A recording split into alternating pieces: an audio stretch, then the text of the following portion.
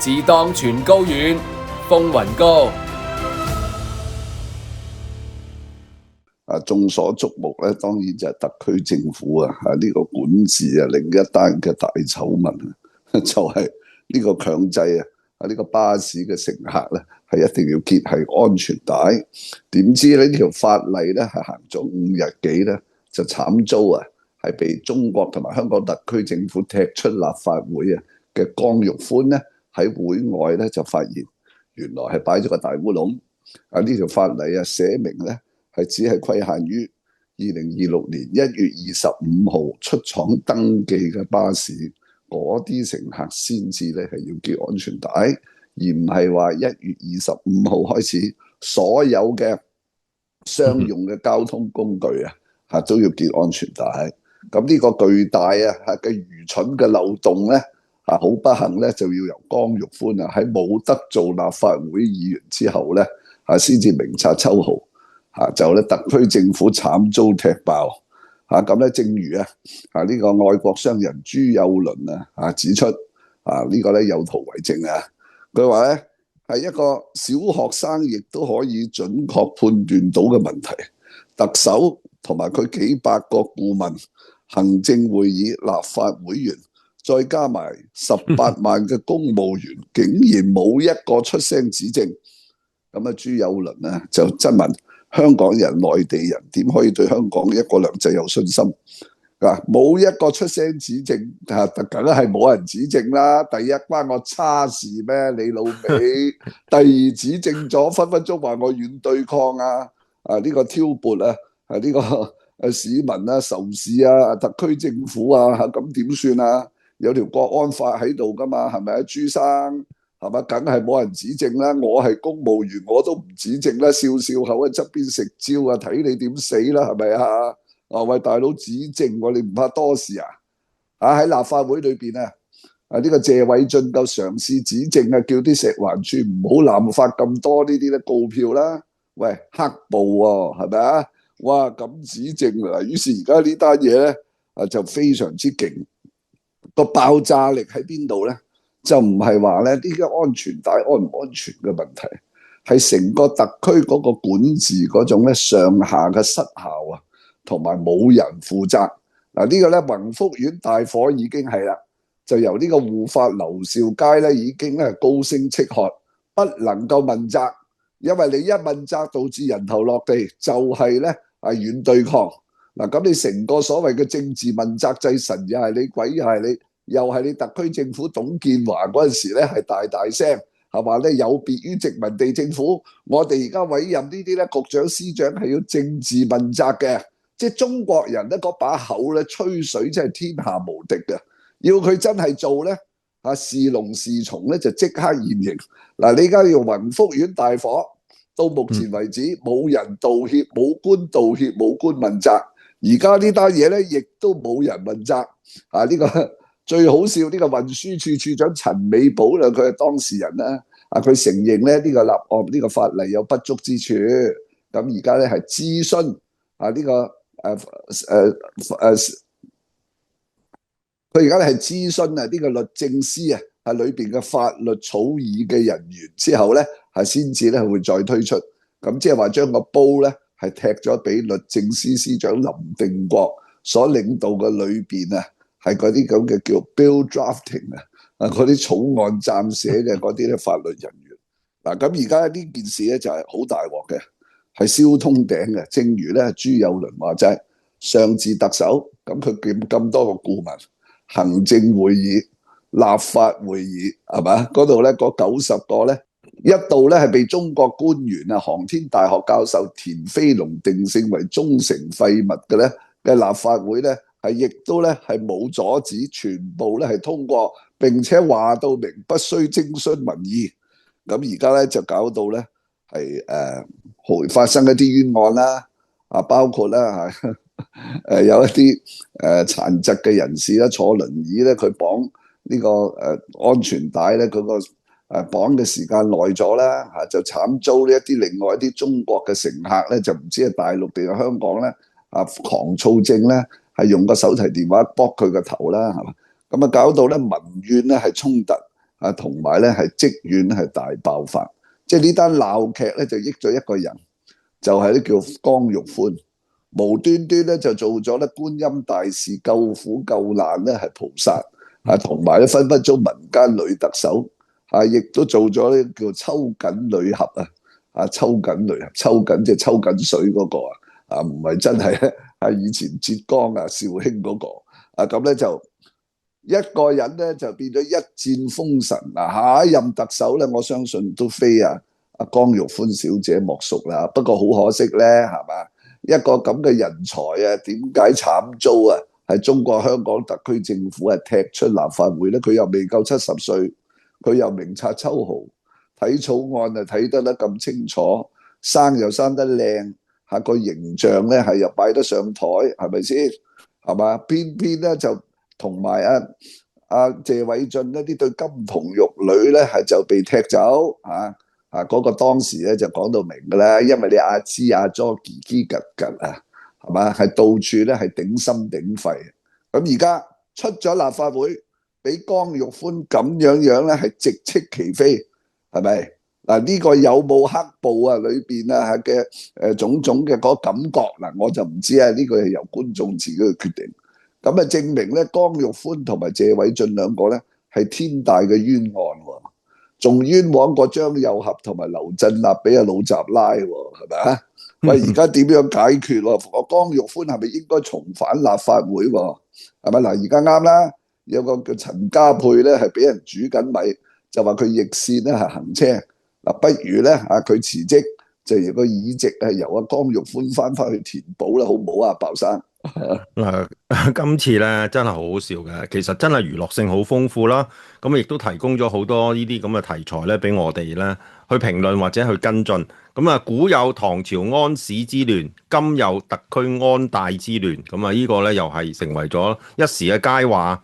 咁其實本來成件事咧就唔複雜嘅，只要政府肯將成個呢個法例咧攞去立法會進行諮詢。咁喺期間嘅辯論或者啲立法會議員質詢嘅期間咧，就可以發現到江玉歡發現嘅呢啲咁嘅漏洞，同埋嗰個條文咧嘅實施嘅時限性。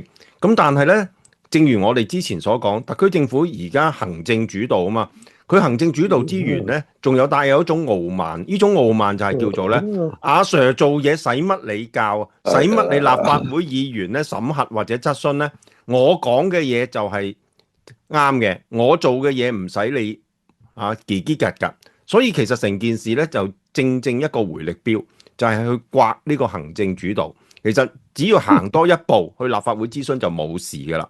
咁所以成件事咧就叫做咧都有事錯你而家立法會裏邊以前如果有劉慧卿有民主派咧，就揸住呢條草案用個放大鏡逐條逐句去睇。就然後話俾佢糾正翻嗰陣時呢個運輸處又好咩都律政司唔係你呢條草案咧裏邊講到明係講1月25號係註冊登記嘅新巴士就唔係話全香港嗰啲巴士由嗰日開始一定要立安全帶，係兩件事嚟喎。有個所謂卿姐喺裏邊咁冇事咯，係咪咁而家你唔係嘛，動態清零嘛，愛國者治港嘛。除暴安良嘛，係咪啲黑暴民主派顛覆勢力全部鏟晒嘛，坐監嘅坐監，封嘴嘅封嘴我相信笑得最大聲嗰個咪就係劉慧卿咯，係咪以前阿姐佢仲有其他嗰啲民主派議員好多都係咧，吳靄儀嗰啲咧都係大律師嚟噶，係咪使咩江玉歡而家出聲啫？嗰陣時你而家立法會度出咗聲啦，咁你條氣又唔順咯。係又話阻頭阻勢咯，係又話反對勢力阻住呢個特區政府施政咯，品到上去俾你哋嘅阿爺知，阿爺又話係咯，咁而家落命令話要咧係行政主導咯，夏寶龍3番4次咯，特首又重複咯，訓斥你呢班下立法會議員就任嗰陣時記住有大有細行政主導咁係咁啦。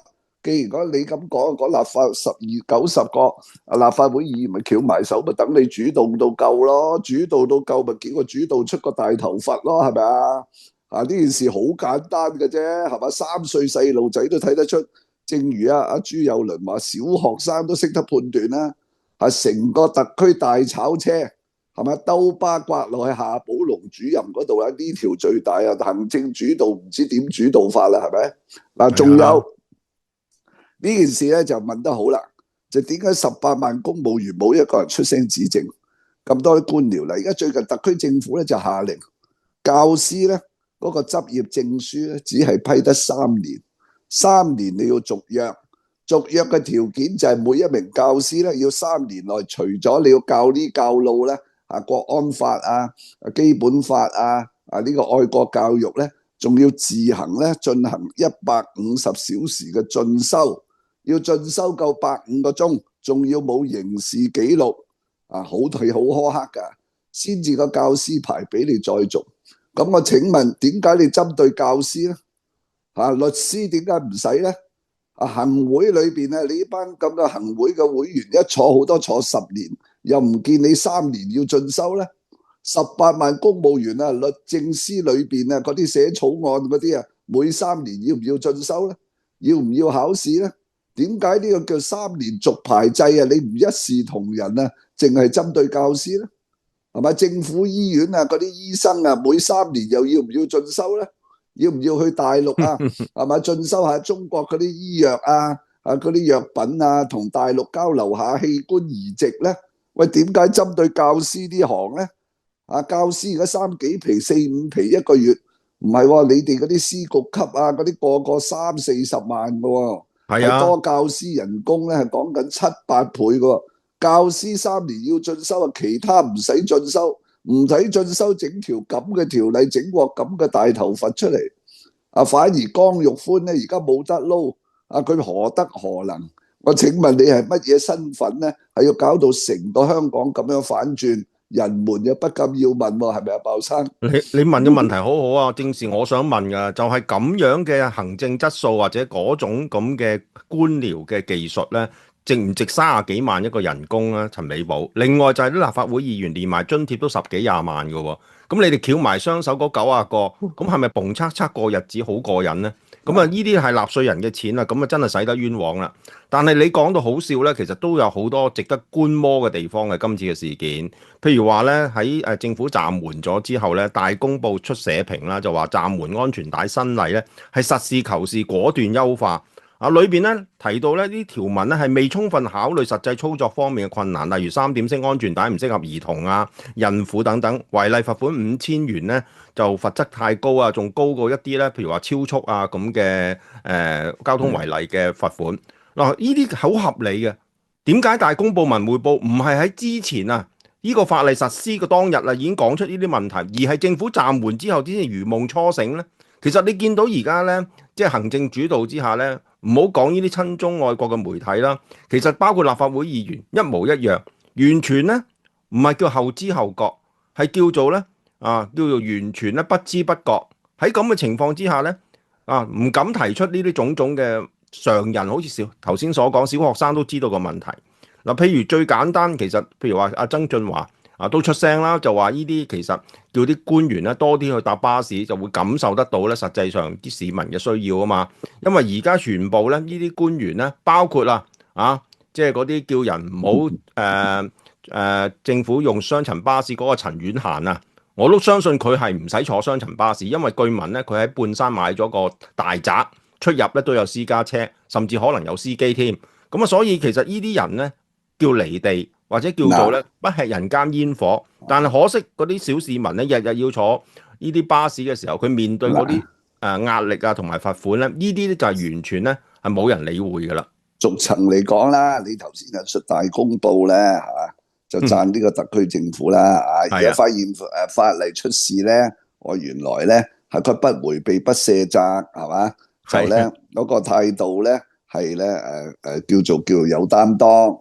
但係同一張大公報喺1月25號之前另一篇社論咧就斬釘截鐵話佩戴安全帶沒有任何討價還價的餘地社會各界都應該配合新例沒有任何討價還價的餘地。而家成個特區政府係睇住大公文匯社論去做人噶嘛係嘛？你講到話沒有討價還價的餘地，你即係代表習近平辦公室同埋夏寶龍下令咯，咁佢咪去咯，咁咪去啦。90個議員啊，睇見大公報話沒有討價還價的餘地，你仲辯咩論啊？係啊，係嘛？咁加埋你又行政主導啦，咁你導埋佢啦。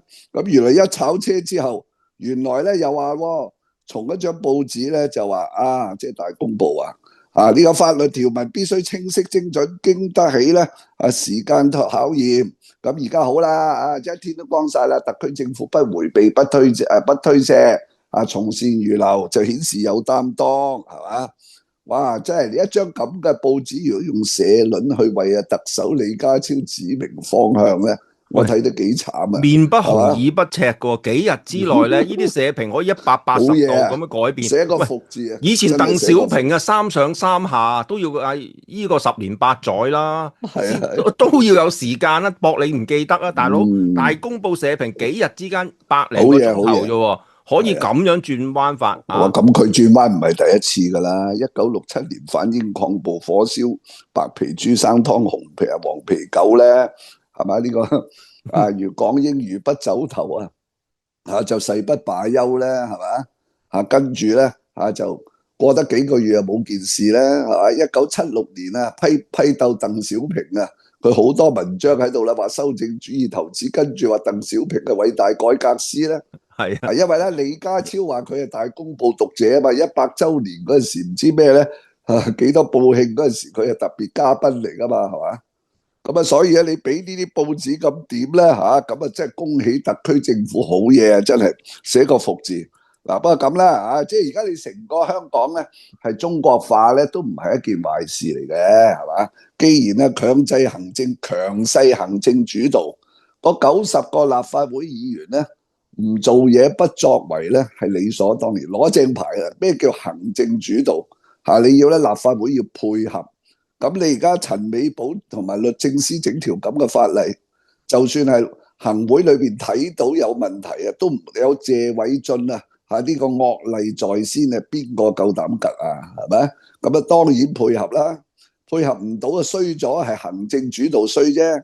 如果我係立法會議員我話冇事，唔關我哋事喎，係咪？我哋而家仲係沉浸喺呢個驅趕晒所有民主派、反對派個齊歡慶、齊開應賀嗰個大 party 嘅歡樂裏邊係未曾結束喎，都未曾埋位開工喎，係咪？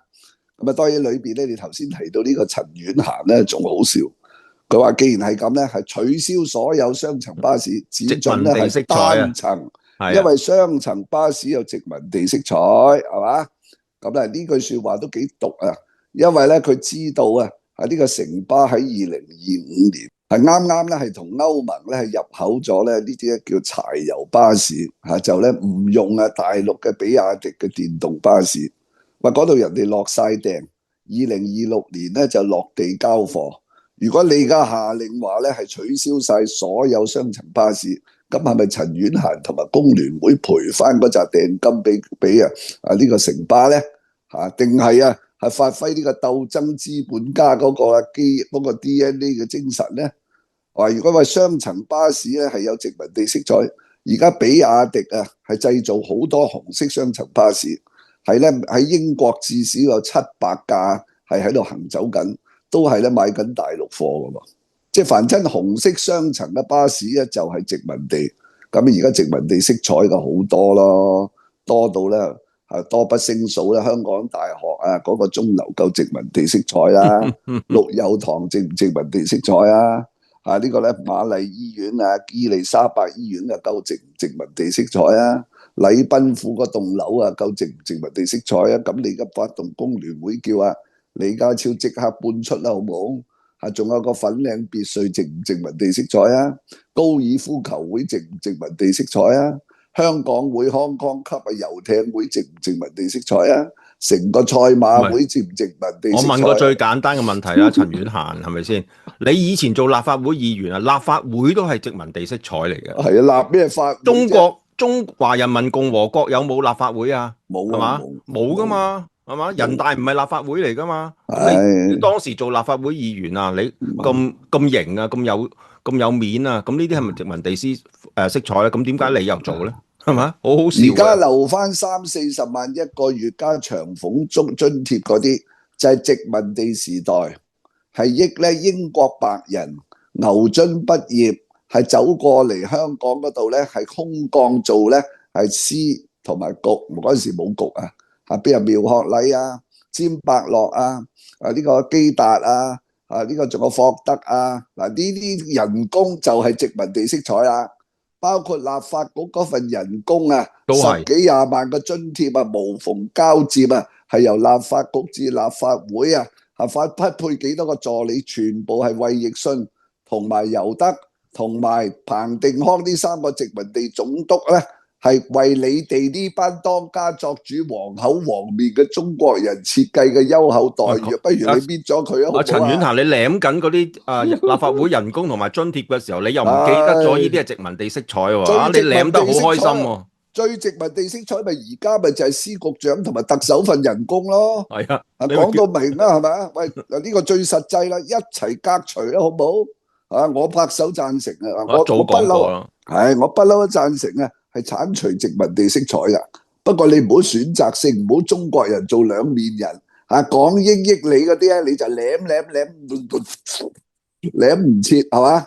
港英唔益你嗰啲咧你喺度食花生嗰啲咧，就話殖民地色彩要全部剷，咁有排剷啊！嗱，陳婉嫻講嘅咧唔係話一個阿婆個人意見嚟㗎，特區政府你知唔知啊？可能佢後邊咧係有阿爺條系統叫佢出聲㗎。呢個都唔係第一次㗎啦，係嘛？何君堯都話而家喺個立法會咧係要呢個主張咧係改晒啲伊利沙伯醫院啊同埋瑪麗醫院嗰啲名，睇落咧係覺得好傷害啲中國人嘅感情啊！真係幾傷㗎。喂，呢個真係我都覺得好傷，確實係。咁搞到咧而家雙層巴士有啲人就破壞啊，塞啲石子啊、香口膠啊入去啊咁樣。又搞到保安局局長咧係要咧干預，同埋咧搞到呢件事咧係要咧係小事化大，燒通頂咁睇旁人睇見就覺得於心何忍咧？係咪啊？係啊，我覺得即係剔除晒啲殖民地思想，我都提出過㗎，最好叫瑞金醫院啊、南泥灣小學啊，呢啲最好㗎啦。有翻晒解放嘅思想。唔係嗱點咧？咁你而家話取消？呢個咧雙層巴士變單層，咁即係咧香港咧以後嗰啲交通工具咧少一半人搭㗎呢個巴士。話雙層巴士咧就樓上已經係咪唔準企位㗎咯？樓下咧你話再逼多2成咧，係會唔會增加嗰個咧民間嗰個暴戾同仇恨氣氛咧？咁有段短片咧係各位咧去欣賞下，又係城巴咧係發生最近嘅事啊！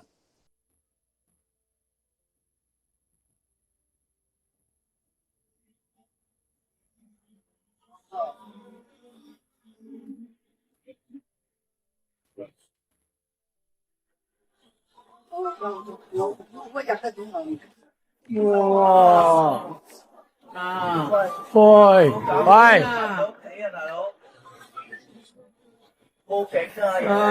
報警啊！難早啦，玻璃啦！喺車廂站立及行走嘅時候，緊握扶手，確保安全。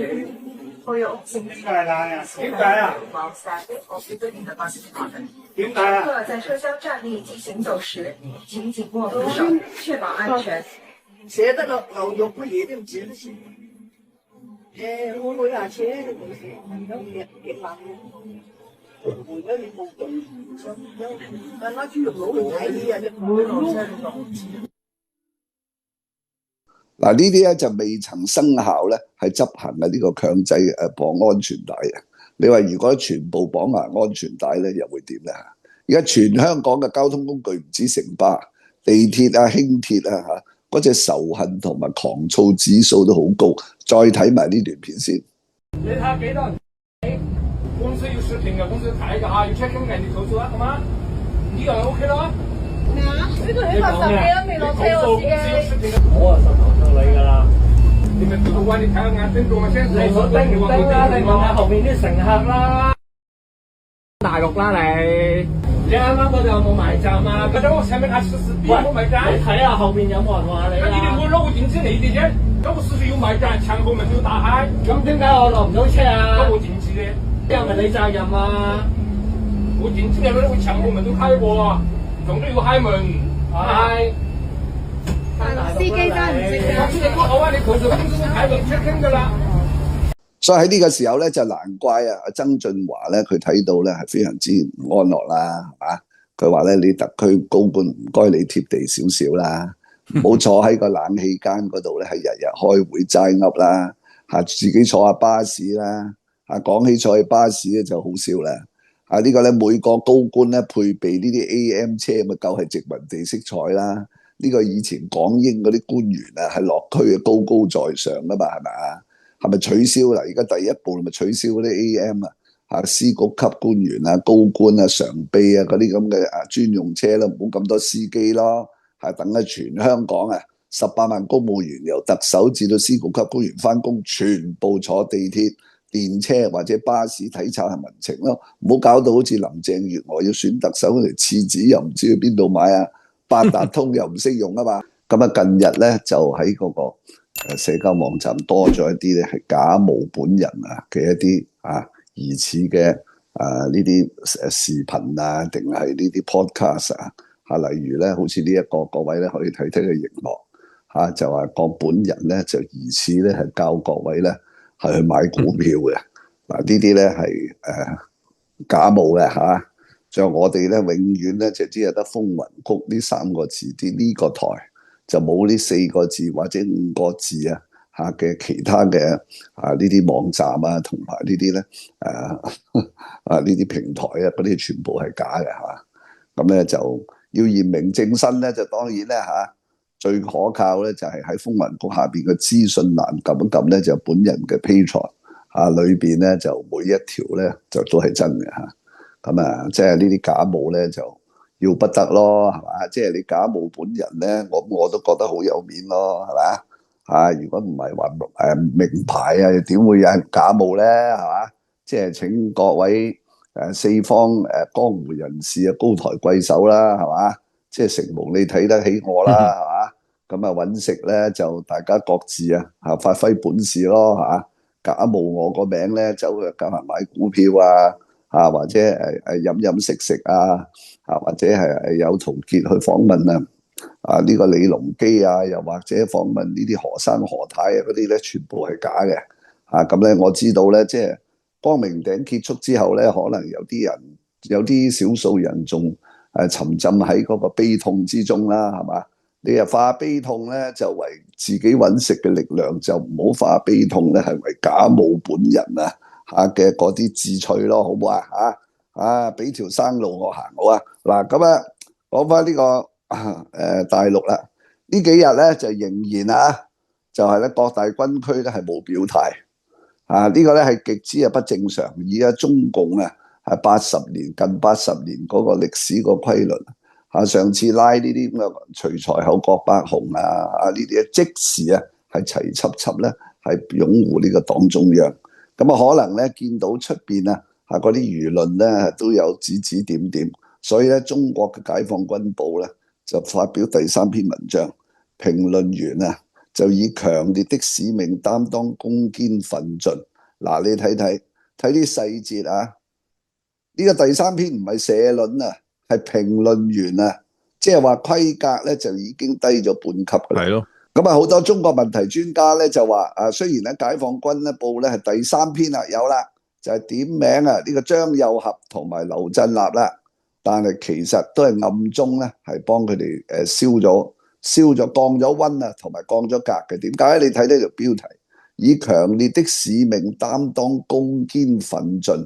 嗱，呢條題冇乜殺傷力嘅。通常咧你話有大批判批判呢個張又俠同埋張劉咧，就唔應該用一條題咧就叫百搭題，就應該咧係嘛？從粉碎張劉反黨集團中堅定呢個解放軍嘅嗰個咧使命感就咧奮勇前進，諸如此類。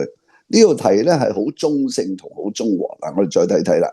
自我革命的步伐永不停歇，向強圖強的進程不可阻擋。呢啲就係大陸嗰啲文筆啊，裏邊有對象啊。好啦，堅決查處張又俠、劉振立等腐敗分子，清除的是影響事業發展的攔路虎、絆腳石，擠去的是戰鬥力量建設的水分，激盪的是奮鬥攻堅的精氣神。好啦，嗱，你要睇睇呢兩句啊，有啲乜嗱，即係好似我哋而家好似講中國語文啊，即係出陰功啊 DSE 咧，係咪教書上堂？唔係咁嘅意思，大家研究下。第三句咧就終於咧就出場啦，就叫做張又俠、劉振立啊，但係定性係咩？叫腐敗分子，好輕啫喎。腐敗分子泛泛之談。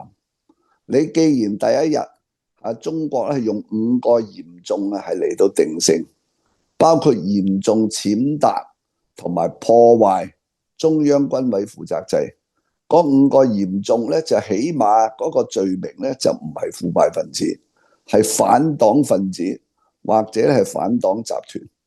嗱，呢個定性為呢個腐敗分子咧，即係將佢從千萬啊嗰啲貪官，甚至係嗰個整個腐敗嘅結構啊，係去溝埋，係嘛？但係咧後邊嗰句咧就有料啦，清除的是影響事業發展的攔路虎、絆腳石。嗱，呢個咧即係暗示俾全軍聽，張劉咧嘅罪名就係抗拒攻打台灣，又或者對鼎爺下令呢個咧攻打台灣嘅日期同埋個方法咧係有異議，甚至咧係有反對，所以咧就稱之為叫攔路虎同埋絆腳石，擠去的是戰鬥力建設的水分，即係話呢兩個咧係對於攻打台灣，又或者對於解放軍進一步係採取反美嘅呢個侵略性嘅姿態咧係有微言同埋有阻撓嘅。所以咧就搬走呢個叫絆腳石同埋攔路虎。但係同一張報紙喺張又俠未出事嘅時候咧，佢曾經發表過多篇文章，但雖然唔係社論，就強調咩咧？就叫科學決策、民主決策，就強調咧解放軍要民主集中制。嗱，呢啲咧以前嘅文章我哋唔會喺呢度再引述，各位咧係可以自己去 Google 去查。過去3個月，同樣係解放軍部係出現過科學決策、民主決策，同埋咧軍事咧係要民主集中制。嗱，呢啲咧就睇到咧當時就係張劉係頂住老習，呢個叫做中央軍委負責制，唔係話你一個人一錘定音定為一尊，應該有問過我哋即係問過專業嘅識打仗嘅嗰啲先至話俾你聽打台灣係咪操之過急，定係傳說之中嘅2030年之後先喐手。嗱，但係咧呢個所謂嘅民主決策咧，而家就被定性為咧係攔路虎同埋絆腳石，即係話你提出任何嘅異議同我皇帝嘅心意咧係不合咧，你就係攔路虎同埋絆腳石。但係上邊嗰個咧係冇實戰經驗嘅，而家係人全國都知道咧有實戰經驗，雖然嗰啲實戰經驗同而家美國嗰啲軍事力量相比，是否不堪一擊就係另一回事。假地1979年咧係打過嗰個情越戰嗰15日，真正識嘢專業嘅人係提出嘅意見咧，你而家視之為咧係攔路同埋絆腳，咁咪即係翻去定為一尊一錘定音咯。定為一尊一錘定音，即係話我而家要你打台灣，你就要打咯，唔好阿支阿左交嗰啲專業報告，呢樣唔得，嗰樣唔得，我而家唔想聽。我淨係要一個報告，你寫上嚟咧就話要得嘅。喂，真係唔得喎！咩叫唔得啊？得唔得都要得。喂，咁老張就梗係問啦，咁係你識打仗定我識打仗？嗱，你問多2問咪兜巴刮埋嚟咯，係咪啊？呢啲就係帝王式、中國式嘅人治就係咁，冇錯嘅。千祈唔好誤會，我而家唔係喺度批評我喺度解說咋。呢個咧3000年嘅燦爛文化咧都係啱嘅。嗱，跟住落嚟係點咧？跟住嚟大清洗嘅，唔係淨係拉1-2個嘅。張又俠下邊都有好多馬仔嘅，佢有好多親信咧都喺嗰個陸軍個系統裏邊嘅，空軍嗰度就冇，海軍嗰度就遠啲。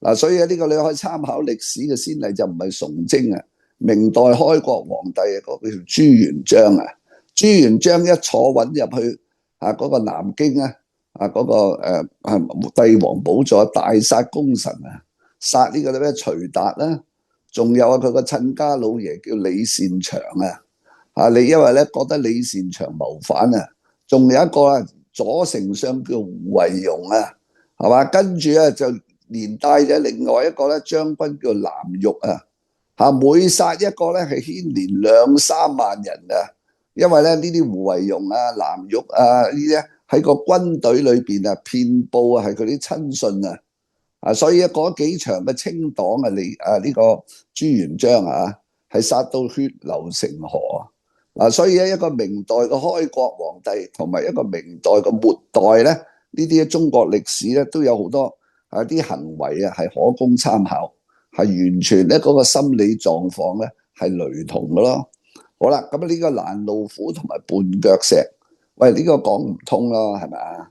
因為你要黨內都要有民主都要容許不同意見呢個張又俠同埋劉振立係冇公開係反對係呢個中央軍委主席冇公開反對，就算喺個報紙嗰度發下牢騷，民主集中制同埋科學決策都冇違反到係任何嘅黨中央嘅紀律嘅或者咧係軍委嘅紀律嘅，佢哋講嘢係好小心，但係而家咧就將台底同埋閂埋門呢啲拗撬公開，就叫攔路虎同埋絆腳石。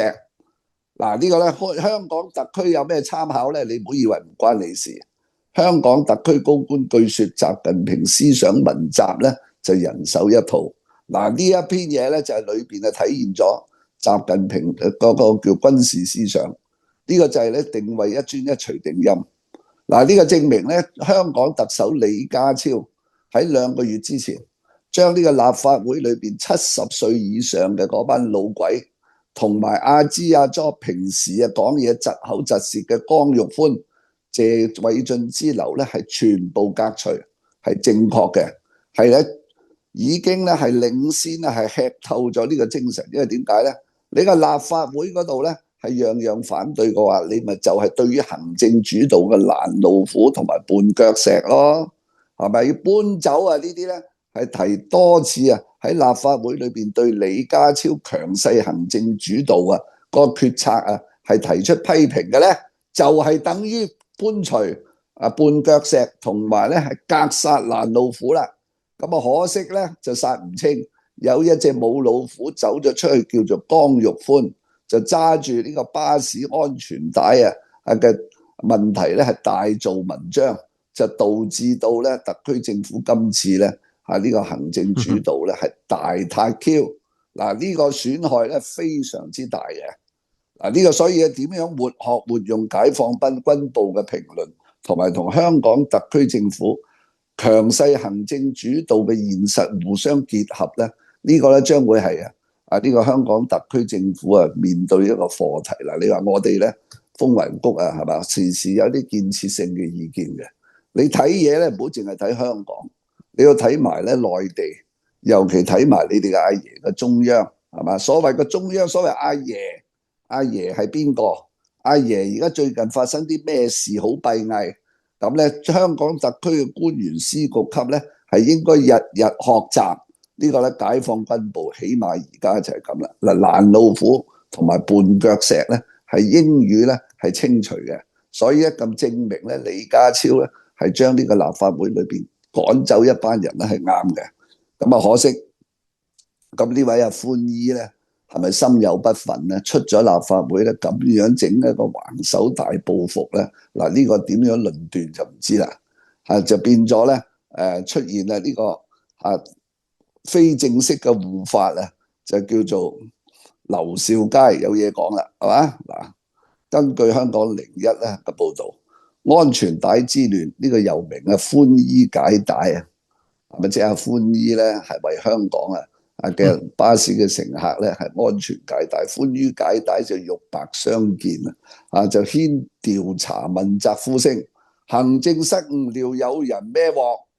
全國港澳研究會顧問劉兆佳認為，在行政主導良政善治下，反而出現行政失誤事件，政府應該要內部調查疑團，釐清責任誰屬。咁啊，佳叔咧就被引述，我估多數都有啲人孭責任，料1個月內能調查完成。咁咧就劉兆佳咧就向特區政府咧就定下1個月嘅大限，並且咧就估計多數都有啲人孭責任。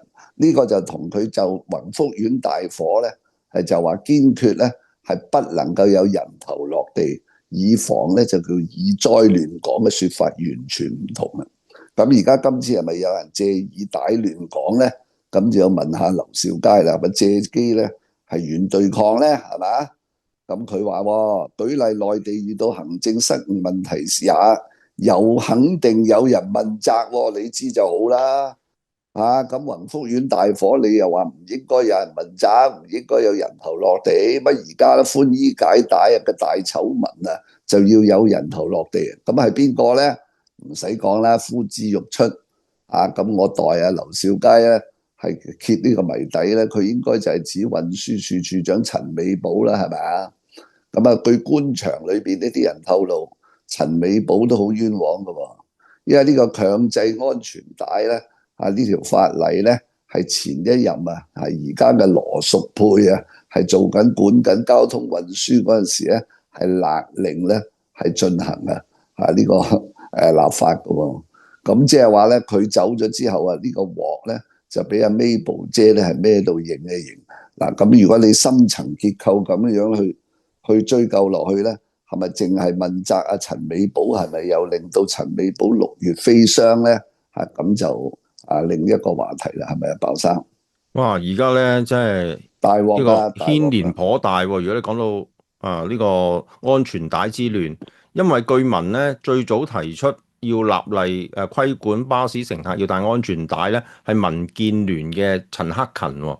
咁似乎咧而家特區政府咧好多出事嘅政策或者一啲即係行為咧，都係同民建聯有關。嗱，當然最早就係陳同佳事件啦，就係李慧瓊周浩鼎咧就為咗搶姜，為咗話點樣要幫個苦主伸張正義，於是咧就同嗰個死者嘅阿媽咧就出到嚟召開記者招待會，於是後邊嘅事就係歷史啦，大家都知道啦，就係有逃犯條例。咁跟住宏福苑嘅大火，亦都同嗰個黃碧嬌咧亦都係民建聯嘅呢個區議員嘅關係又係千絲萬縷。所以咧，如果你要追查落去咧反而我覺得要問一問民建聯咧，究竟點解咧個時運咁高樣樣嘅呢啲甩碌嘅事件都同佢有關。咁講翻呢個解放軍評論咧，咁我都覺得咧，其實將謎底解開嘅，因為我哋之前揣測咧，就係張又俠嘅落馬同埋佢劉振立嘅事件咧，就同呢個武統台灣係有直接嘅關係。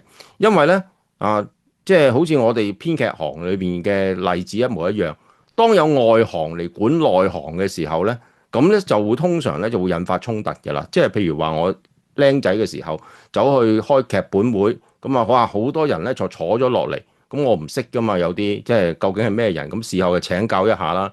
原來咧嗰位係武指嚟嘅，武術指導。呢個咧就係常務嚟嘅，嗰個咧就係助導嚟嘅。咁咧原來咧喺個會議上面咧個個都有意見咁當你自己係嗰個專業嘅時候，咁你就會覺得咧有啲時候你唔出聲唔得。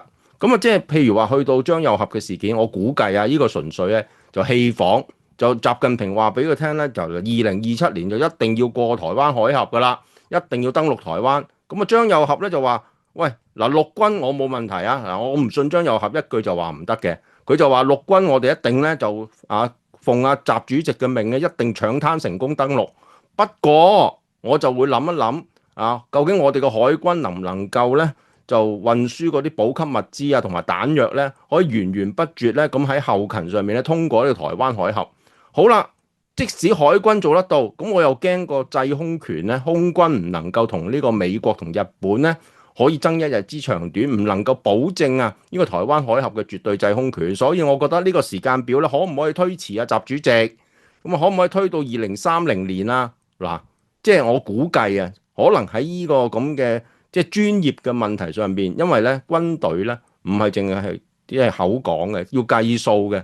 即係我都講過，譬如當日希特拉進攻呢個史太林格勒，究竟能唔能夠撤退咧？被合圍嘅時候係要計燃料嘅，究竟嗰啲燃料足唔足夠幾十萬嘅大軍可以咧坐車好呢個坐火車好離開咧？咁呢啲全部係要計數。咁當嗰個軍隊嘅後勤嘅時候咧，埋數一計咧，喂，原來咧過到台灣海峽都未必能夠咧補給到補給到都未必能夠咧後續咧可以源源不絕嘅時候咧，可能張又俠咧就逆咗呢個即係主上嘅意思，於是乎咧就闖咗大禍啦。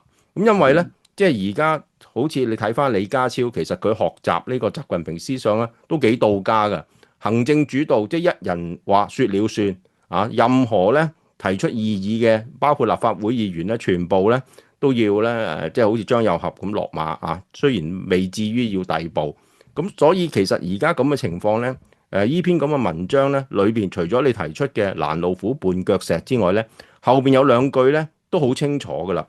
佢話咧，全軍官兵要把思想和行動統一到黨中央、中央軍委和習主席的重大決策部署上來。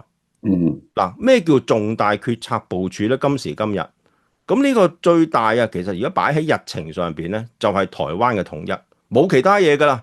港澳冇問題噶啦，有國家安全法嗰啲咩黑暴咩叫做港獨嗰啲勢力全部都已經冇晒。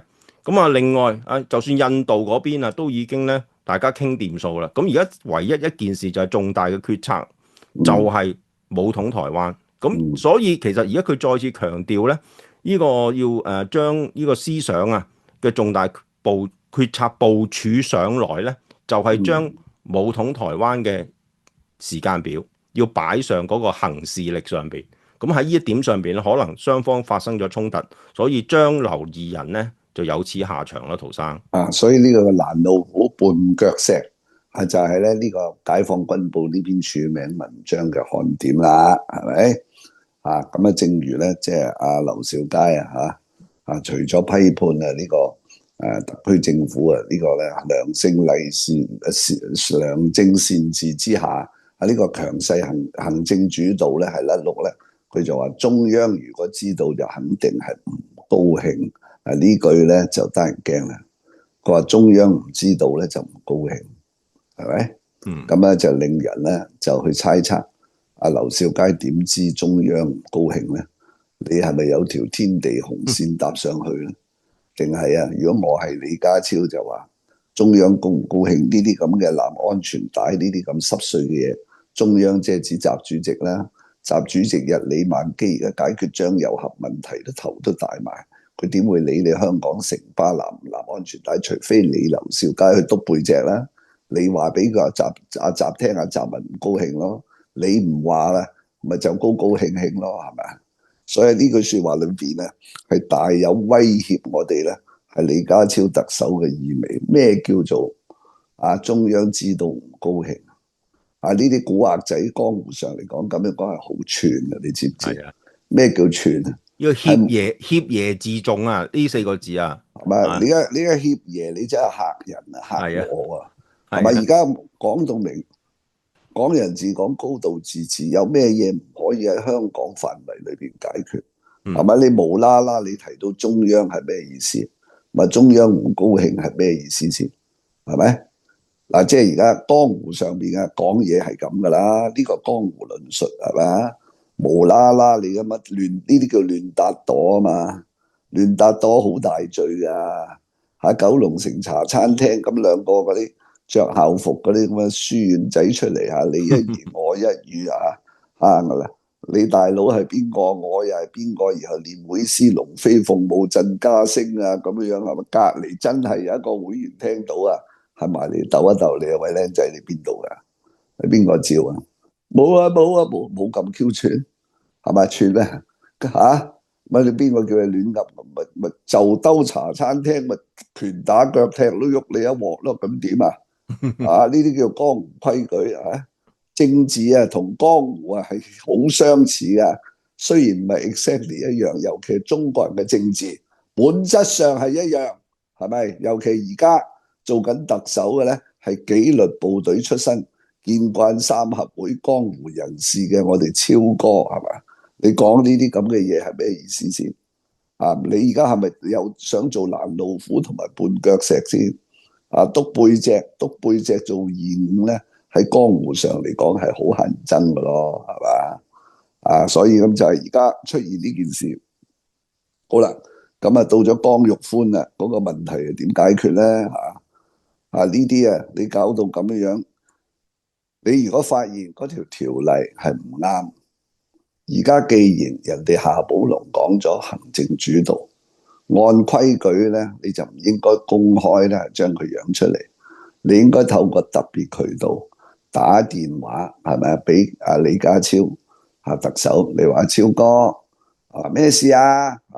冇嘢我就發現咧有少少嘅唔妥，唔知你幾時得閒我可以上嚟禮賓府咧揾你咧傾一傾唔係好方便喎，係嘛？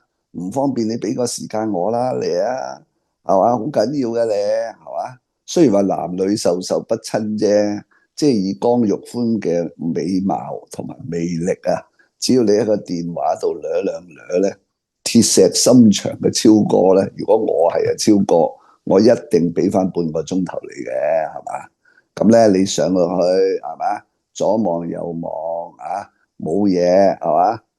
最好叫阿超嫂都唔好落嚟，以免咧產生不必要嘅誤會。咁咧就快脆講嗱，呢條條例原來咁噶，原來咁寫漏噶。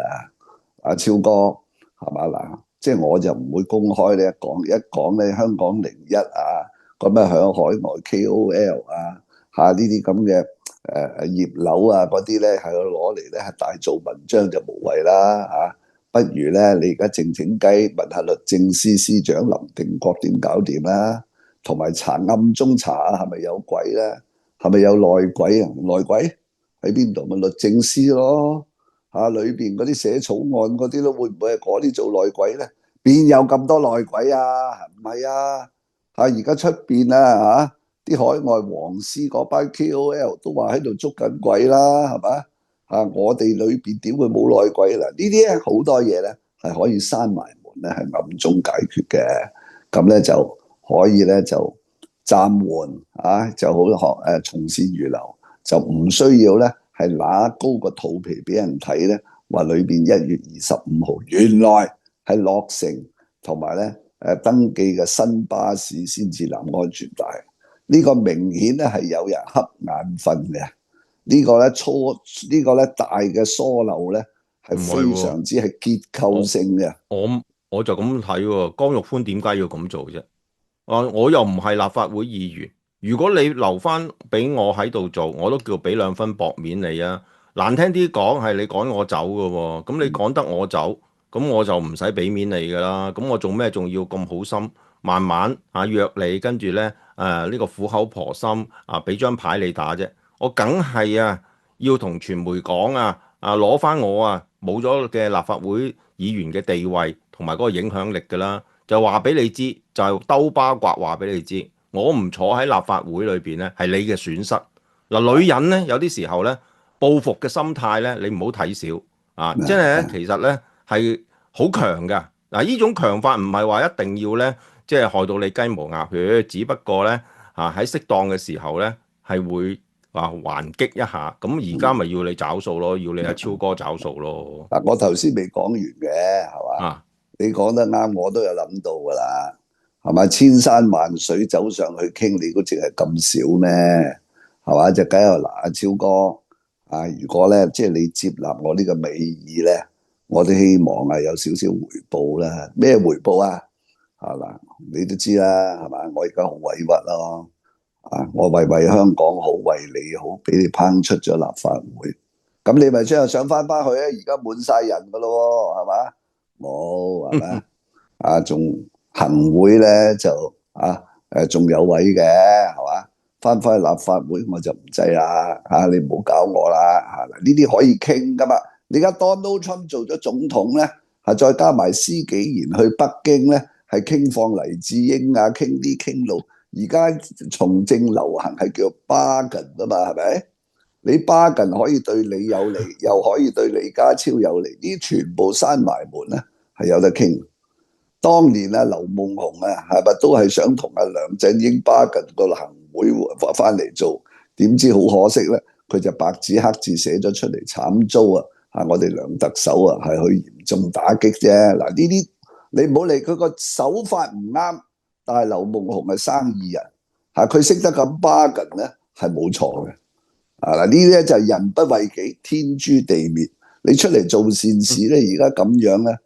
吹雞搞到全個世界揚晒，特首落唔到台，行政主導落唔到台咧，係會有手尾跟嘅。你唔好以為咧，阿爺即係你哋聲稱嗰個阿爺係會咧欣賞江玉歡呢隻咧係女俠嘅所為，係咪？喂，阿爺嘅意思即係有乜嘢有話好好説啊，係嘛？好多嘢咧，即係中央咧唔係話唔講道理嘅，你問下啲民主派啦，係嘛？佢哋時時嗰啲接頭人、中間人話，其實咧唔係唔講道理，你事先咧係同我哋打個招呼，你先打個招呼打個招呼呢，這個大家都這個好辦事不要把它公開，一公開咧，這個就公開，這個矛盾就不好說啦一公開呢個矛盾就不好説了啊嘛。嗱，呢啲喂，你喺香港玩政治玩咗咁多年，你都唔識得呢啲中國規矩。所以咧，日後咧，你而家咁點落台咧，係嘛？即係好似張又俠咁樣張又俠其實咧都係閂佢咪精咯，佢都係閂埋門啊，係同阿習主席講喂，咁樣唔得，呢樣唔得，嗰樣唔得啫嘛，係嘛？咁但係咧就因為咧佢嗰個 case 就特別嚴重啲，因為咧係涉及呢個咧台灣嘅問題，係嘛？咁喺中國歷史上嚟講咧，呢個帝王同埋武將之間嘅衝突咧。一路都好難解決㗎啦，就呢個朱元璋啦，同埋徐達啦，呢個幫佢打江山㗎啦，跟住就土木堡之變呢個明英宗同埋于謙啦，係嘛，一樣會誅殺㗎，係嘛，咁另外嗰啲宋高宗趙構岳飛呢啲唔使講啦，咁而家咧當然亦都有呢個金上同埋呢個張又俠嘅事件，所以咧。你喺香港特區從政咧，一定要熟通呢個咧中國嘅歷史、帝王嘅心理，同埋火眼金睛要及住內地即係解放軍報中央台呢啲新聞，凡親有啲大事咧你呢班嘢中環精英唔好咧，日日仲走去揾米芝蓮食飯咧，係去打卡同埋維威惠要咧顧及下個大局呢個大局就係中央發生咩事國內發生咩嘢解放軍報呢篇文章係咪應該點解讀甚至包括5大軍區冇人表態，咁你特區率先表態，又有冇着數咧？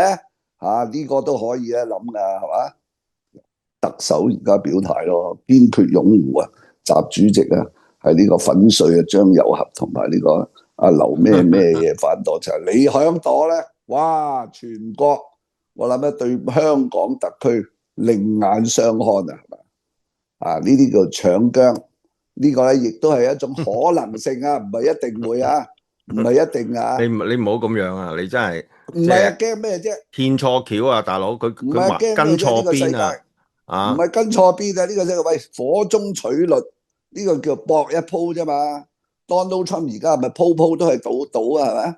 大家賭啫嘛，唔怕㗎，有時迎難而上從政就係咁啦。梁振英嗰陣時咪賭一鋪當初講到明已經指定俾唐英年做㗎啦嘛。阿廖輝做港澳辦主任嗰陣時係咪？大家心知肚明幾時輪到你啫？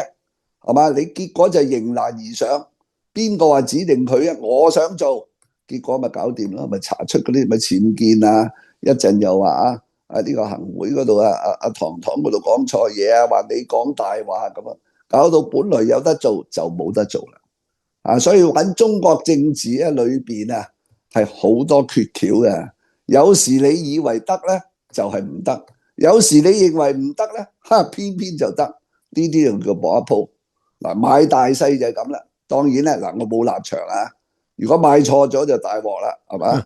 係嘛？五馬分屍咁但係有時機會係留俾一啲夠膽搏嘅人嘅咯，係嘛？澳門個埠咁近，係嘛？揸住5000萬去買一鋪大細啊，得就得，唔得就忽得，呢啲咧都係一種辦法啊！而家咧即係香港係中國嘅一部分，你要做中國人，係要回歸嗰個中國心咧，你要上下3000年嘅歷史咧同埋帝王嘅心理學咧，你要咧係了如指掌嘅。如果唔係咧，坐喺度等死咯，係嘛？咁啊喺光明頂之後咧，咁啊非常之感謝各位嘅支持同埋垂詢啦。咁啊要轉加日本人嘅 Patreon咧，亦都請你點擊風雲谷嘅資訊欄下邊咧就有嗰條 link 喺度啦。嗱，今日嘅快訊咧就要講2件事。第一咧我認為係好大件事嘅，雖然有人覺得咧就唔係，就係喺中國江蘇北部連雲港有一個叫中央花園嘅一個屋苑，有一個姓姜嘅中國女人就養咗一隻咧西摩狗，即係全身白色嘅，就養咗7年，7歲嘅啦，就將隻狗咧就平白無事揾喺個鐵籠度，咁咧附近有2名頑童咧，就將嗰啲炮仗咩嘢咧，勁嘅炮仗咧就掟入嗰個鐵籠，然後咧導致個鐵籠咧熊熊大火，就將咧呢個姓姜嘅女人養嗰隻白色啲嘅狗咧係監生燒死，咁咧就仲有咧成段咧嗰個過程咧係錄晒出嚟，咁咧即係呢隻狗咧就喺個籠裏邊咧大火咧之中咧就慘叫足3分鐘。嗱，呢件事咧就有幾樣嘢看點㗎。咁後來呢個姓姜嘅狗主就報警啦，就警方咧就埋嚟咧睇一睇之後咧就話2個細路仔咧係唔生性啫，就即時宣判咧係一場惡作劇，就叫嗰2個細路仔嘅老豆老母咧就賠翻6000蚊俾呢個姓姜嘅女人，又或者送翻隻新嘅Simona 狗俾呢個女人就了事。嗱，呢件事我點解我認為大件事咧？第一，中國人咧係人都知你問下啲日本人已經係一海之隔咧，係呢10年8載養成咧，覺得普遍一個戰狼嘅民族。嗱，年紀細咧係可以係咁樣監生燒自己狗咧，呢2個細路將來好有前途嘅，係嘛？唔加入呢個咧軍隊，第日咧係打日本又或者去攻陷台灣咧，我覺得嘥咗咁嘅中華民族將來個精英個人才呢個第一。第二就係姓姜嗰個女人個狗主咧，你無端端養狗咧就韞喺個鐵籠度，呢啲喺西方文明國家，例如喺英國喺法國同美國咧，俾鄰居見到都已經可以投訴，因為貓同狗咧就唔係雞鴨唔係豬同羊佢需要有一個活動嘅空間，就唔可以養喺個鐵籠度嘅。你買咗啲貓同狗翻嚟咧，你又唔尊重佢，唔愛惜佢，揾喺個鐵籠度咧，係咩意思啦？揾個鐵籠唔知係咪準備劏嘅添呢個存疑好第三就係咧，啲警察嚟到咧睇到咧，因為網民咧就非常之憤慨啦，大陸嗰啲下一代咧，嗰啲中國人咧都而家你慢慢咧都模仿西方嗰啲躺平嗰啲下一代，日本台灣咁咧係中意養寵物噶啦。咁下一代咧，即係我諗00後10後嗰啲咧，就未受過紅衛兵同毛澤東嗰啲污染得咁犀利咧，就紛紛咧就係無名不平，就係咧指責就係話咧要法律嚴懲。但係而家中國咧係冇任何法律係防止虐殺動物嘅，係冇喺蔣介石管治嘅中華民國嘅大陸咧仲有，但係咧就嗰陣時冇人執法。因為兵荒馬亂啦，係咪打仗？咁而家一條法例都冇。嗱，呢個第4就係咧，你而家喺大陸嘅社交媒體係咁發達，同埋嗰啲抖音小紅書咁多，你都知咧一單街頭係喺度刺傷刺殺嗰啲咁嘅日本學童咧，都會有傳染性爭相效尤，全世界都係有社交媒體。咁既然呢2兄弟係走去放火監生燒死隻白狗咧，可以令佢哋一燒成名我相信或者係推測全國各地好多人會有樣學樣所以養貓養狗嘅嗰啲咧如果你哋喺大陸即係珠三角嗰啲翻牆睇風雲谷咧，你哋喺未來嗰半年咧，就最好嚴加看管自己啲貓狗啦，係咪？因為咧，相信你哋都覺得即係喜歡貓狗嘅人咧，都會知道睇咗呢段新聞都會知道喺籠裏邊嗰隻狗啊，嗰條命係矜貴過呢兩兄弟呢兩個小型嘅中國人同埋父母全家，係咪？好啦，第五咁啊，我睇過一套電影係賈樟柯拍嘅，好嘢啊！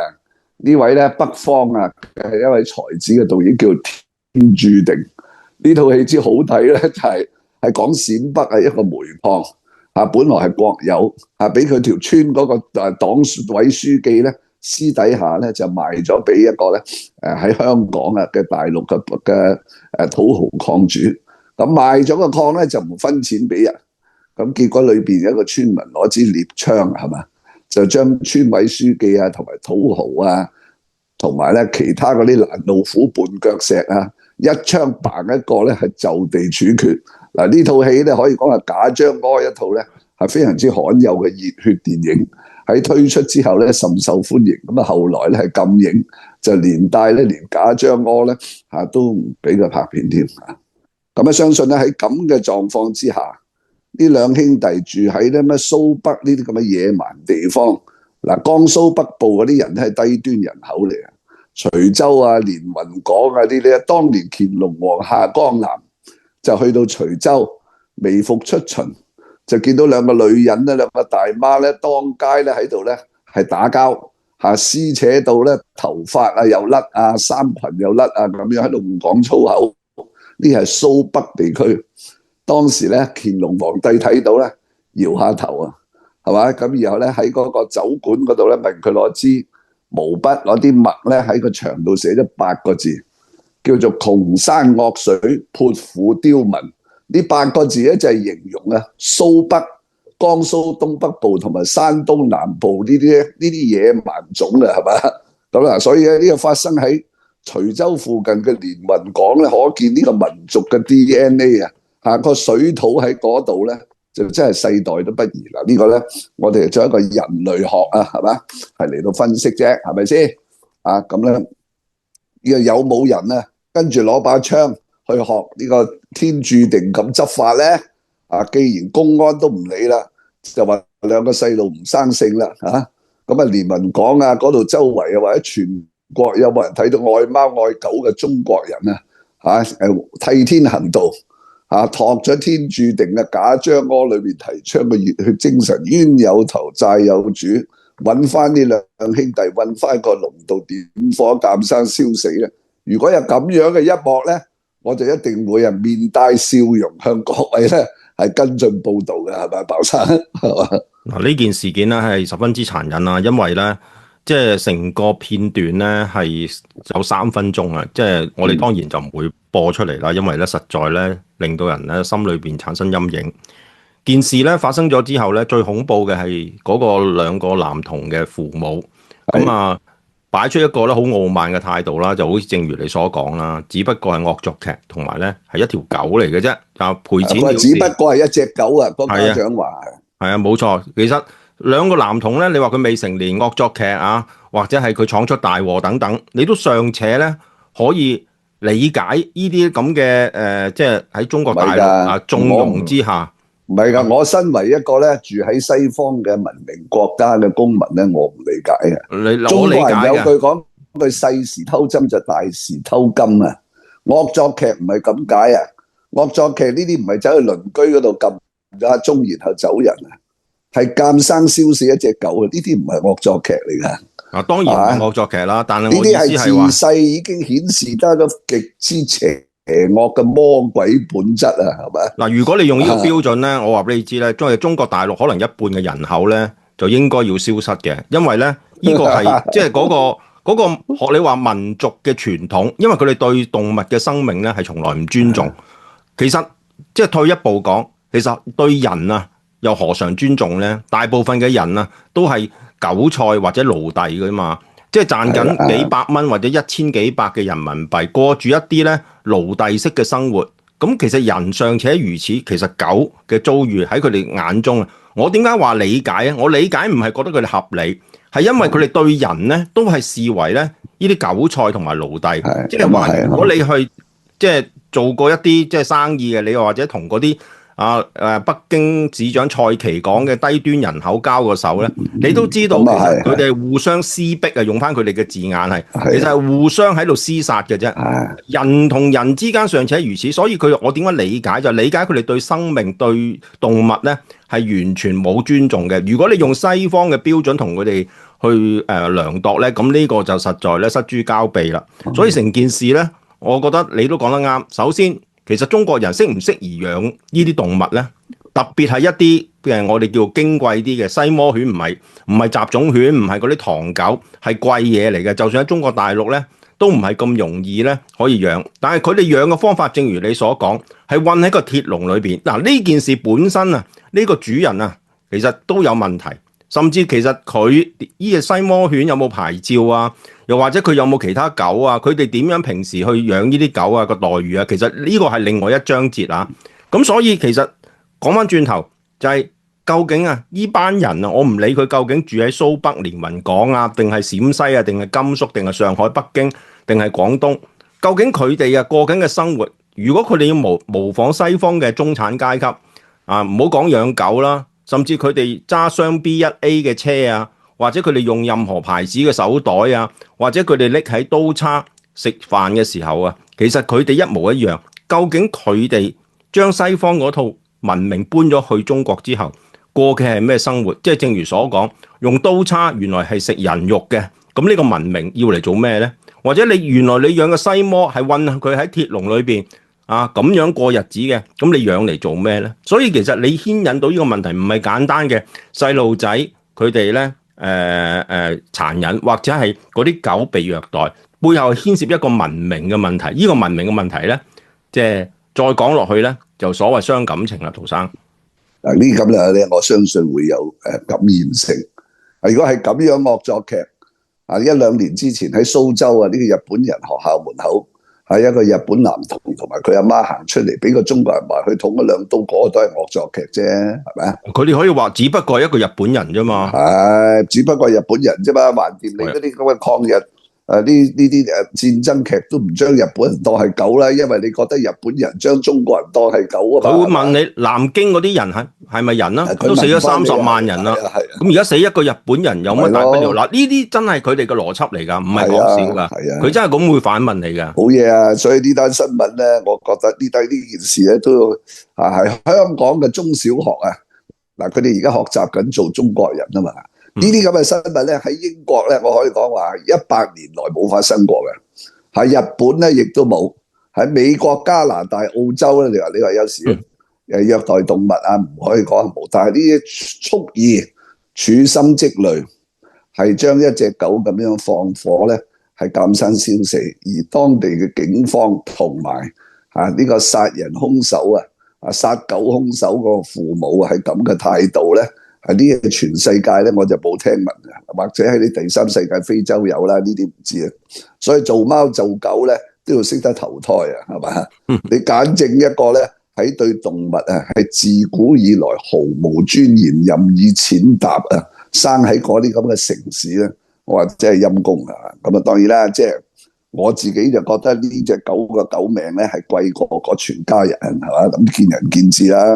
咁會唔會有天注定嘅呢啲豪俠係出現替天行道咧？既然中國係冇法例去保護啦，咁我本人就充滿期待嘅，係嘛？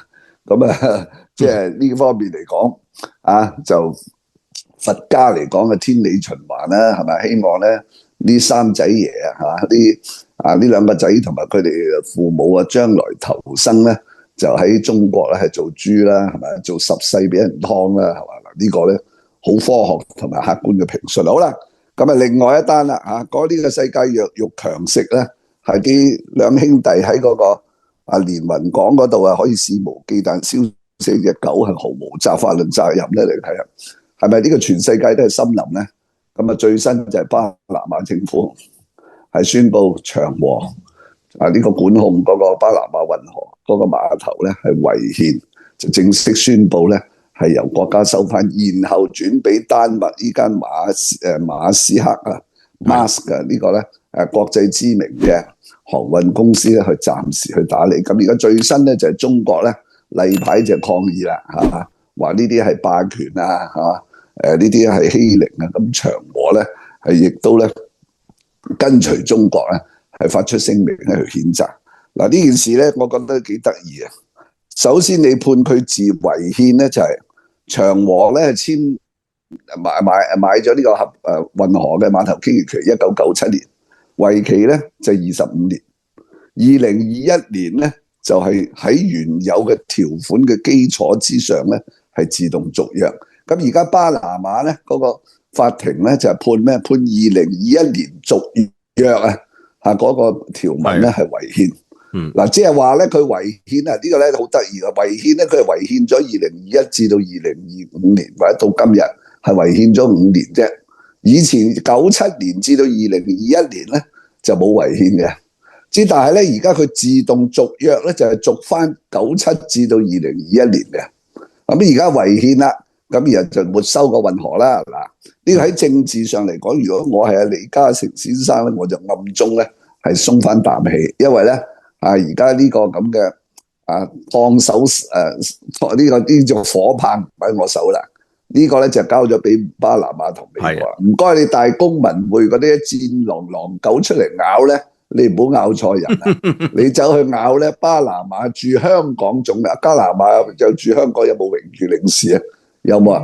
咁你工聯會小花可以走咧，喺花園道拉下橫額咧，兵分兩路啊！就去巴拿馬榮駐香港榮譽總領事啊，係嗰個 office 門口抗議啦，係咪？咁咧就其實鬆翻一啖氣嘅。嗱，而家唔係我唔想俾你中國啊，我雙手奉送啊。但係而家慘遭就巴拿馬政府凍結咁中國跟住係咪要實施戰狼精神，派出海軍就去巴拿馬運河嗰度咧，係勇奪呢個碼頭嘅經營權咧？如果我係長和，我加一句。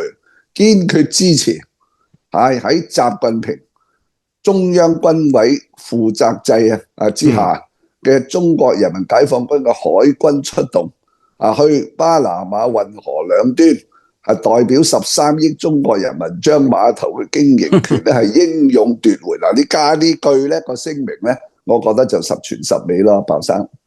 嗱，我覺得呢單嘢咧就惡人自有惡人磨，你話人咧？呢個巴拿馬政府咧就臨時就話你違憲，呢個法院咧嘅判決咧就唔合理。咁你都有人大釋法啦，你都可以隨時加條嘢落去呢個基本法附件3，跟住即刻實行啦。你識玩人大釋法，人哋都識玩法庭話你違憲噶嘛，係咪先？咁即係你半斤我八兩。咁而家你玩爛咗巴拿馬運河，咁大家開心咯，係咪先？我同意啊，其實李生如釋重負啊，因為佢可以將巴拿馬呢2個港口咧拆咗出嚟，唔關我事，跟住其他嗰啲照賣。如果賣其他嘅時候，咁你中方你仲幾格咩啫？係嘛？嗰啲唔關巴拿馬事啦，唔關乎呢個我點樣同呢個美國勾結啦。咁而家係巴拿馬政府收翻啊嘛，係嘛？相信咧長和咧喺錢銀方面咧呢個巴拿馬同埋咧後邊幕後嘅美國咧都會合理補償嘅。嗱，因為咧呢個長和係可以咧係喺巴拿馬嗰度，其實告翻巴拿馬政府民事方式好簡單啫嘛。嗱，如果我係想買樓，我買樓啊，我向你鮑生咧係買一層樓，話我睇啱你住間屋啦，係咪幾多錢？600萬，咁我買，然後我落咗訂咧就係落呢個係咪1成定係半成？就我俾咗30萬現金簽晒啦。咁然後咧3個月交吉，好啦，跟住簽咗俾咗錢啦，你鮑偉聰翻嚟話2個禮拜後話我聽，對唔住，我唔賣呢層樓喎。點解？因為我老婆反對，佢咧話咧住呢層樓住得好耐係有感情，所以佢而家唔賣。咁我身為買家，係咪話喂，咁你咪回翻嗰30萬呢個訂金，同埋根據合約咪賠一倍咯，你俾翻60萬咯。咁但係你鮑生身為賣家話對唔住，我老婆話1個仙都唔賠，係嘛？因為咧呢單合約咧係違反你哋鮑家屋企嘅8家規。祖訓啊，祖訓咧就係話賣任何產業咧一定要全家人，包括老婆仔女同意。你鮑偉聰話我聽，根據開咗個巴家庭會議，你老婆咧行政主導整體埋兩個仔咧就3-1，就否決咗呢單買賣嘅協議，話咧係違反咗你哋鮑家嘅家規，咁你咪賠翻30萬加撻訂，咪賠1倍咯，1個先都冇得賠。咁你話有冇可能啊？冇可能噶嘛，所以相信長和咧一定喺背後咧係向呢個巴拿馬政府咁樣，佢都要顧住佢喺國際嘅聲譽嘅，係嘛？佢都要咧係有所交代嘅，全世界嘅投資者。咁而且喺美國支持下，佢一定會咧相信係私了，有冇1400億咧就唔知，應該咧係就有，因為咧嗱，你轉俾呢個馬斯克經營啊，呢個丹麥嘅碼頭航運公司都唔係白送噶嘛，係嘛？經營到幾時啫？經營到重新投標，即係巴拿馬政府啊，呢個法庭係嘛？暫時經營到將碼頭嗰個經營權再重新投標為止，咁唔通送俾丹麥呢間公司咩？係嘛？咁一係租俾佢，一係有個價錢，同埋將來投標之後啊，嗰個收入啊，嗰個錢咧可能分期付款賠翻俾長和都唔定，亦都可能咧由美國喺幕後 Donald Trump 咧係個人發功，係1400億，唔好咁多啦嚇，賠翻個7折1000億算啦，或者對半。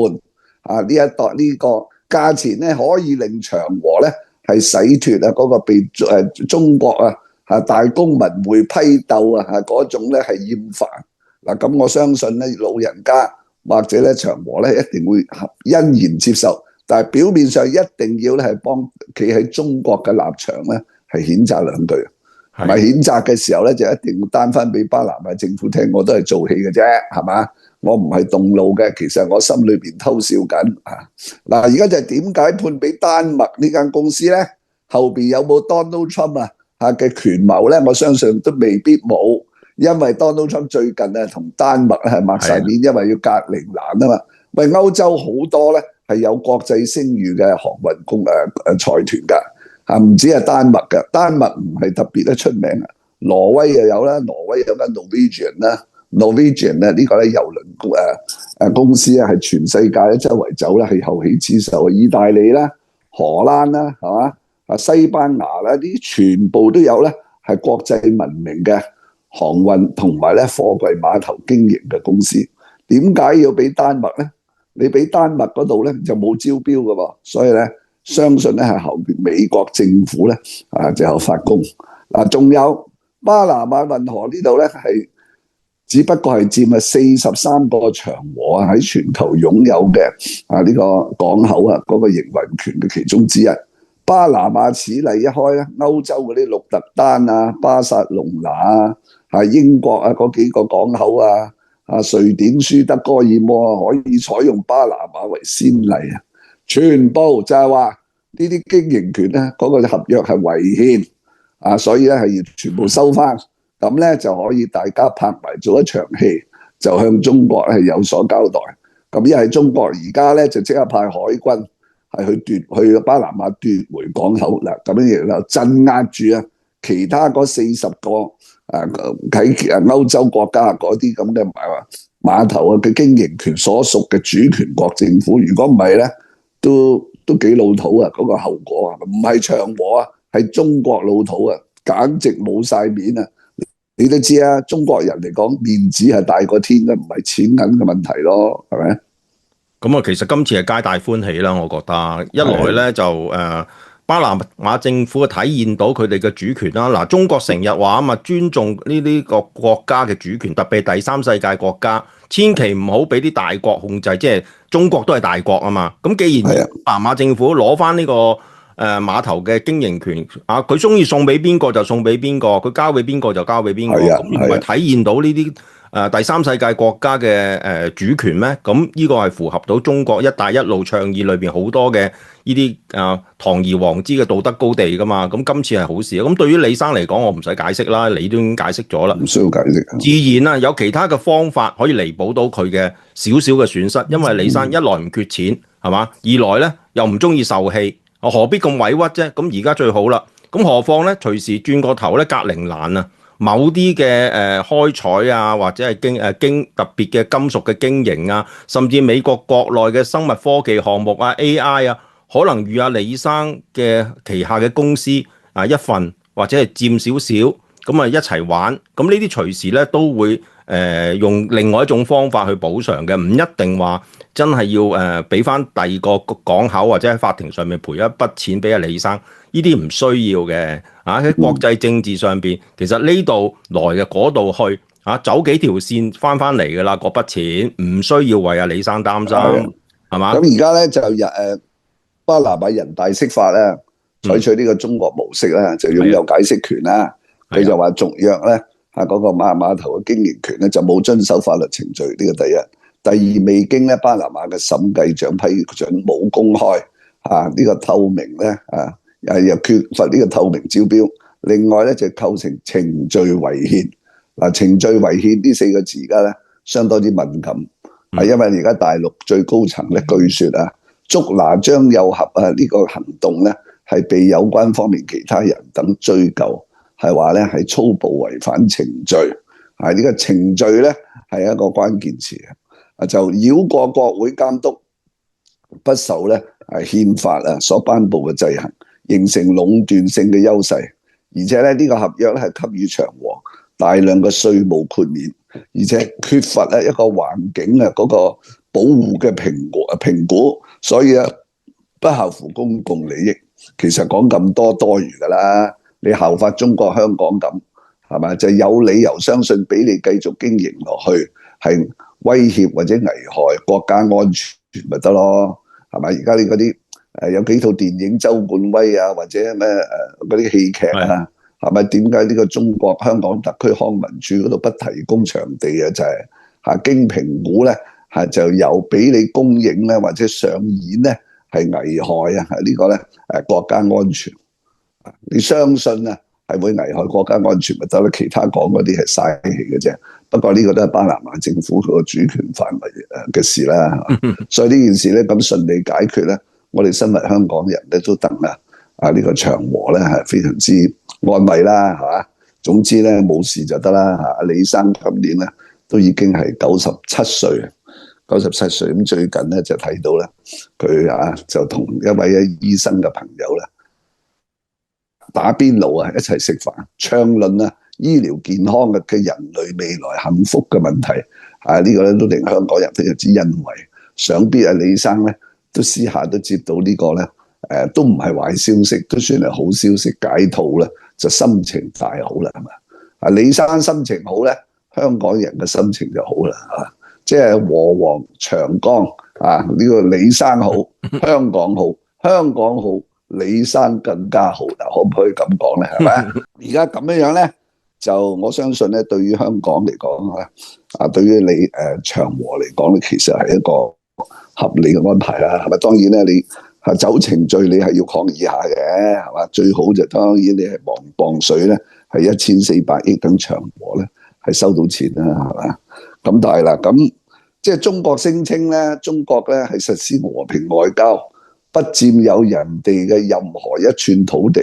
咁而家咁遠嘅巴拿馬政府係將巴拿馬運河嘅經營權個港口經營權收歸國有，然後即時轉交俾丹麥，呢個完全係巴拿馬主權範圍之內嘅事咯，同埋係同李生和長和之間嘅瓜葛啦，咁如果中國咧係遵守佢嗰個外交和平原則咧，係尊重他國嘅主權咧，就應該收聲，就應該咧係慶祝同埋咧係安慰咁嘅結果產生。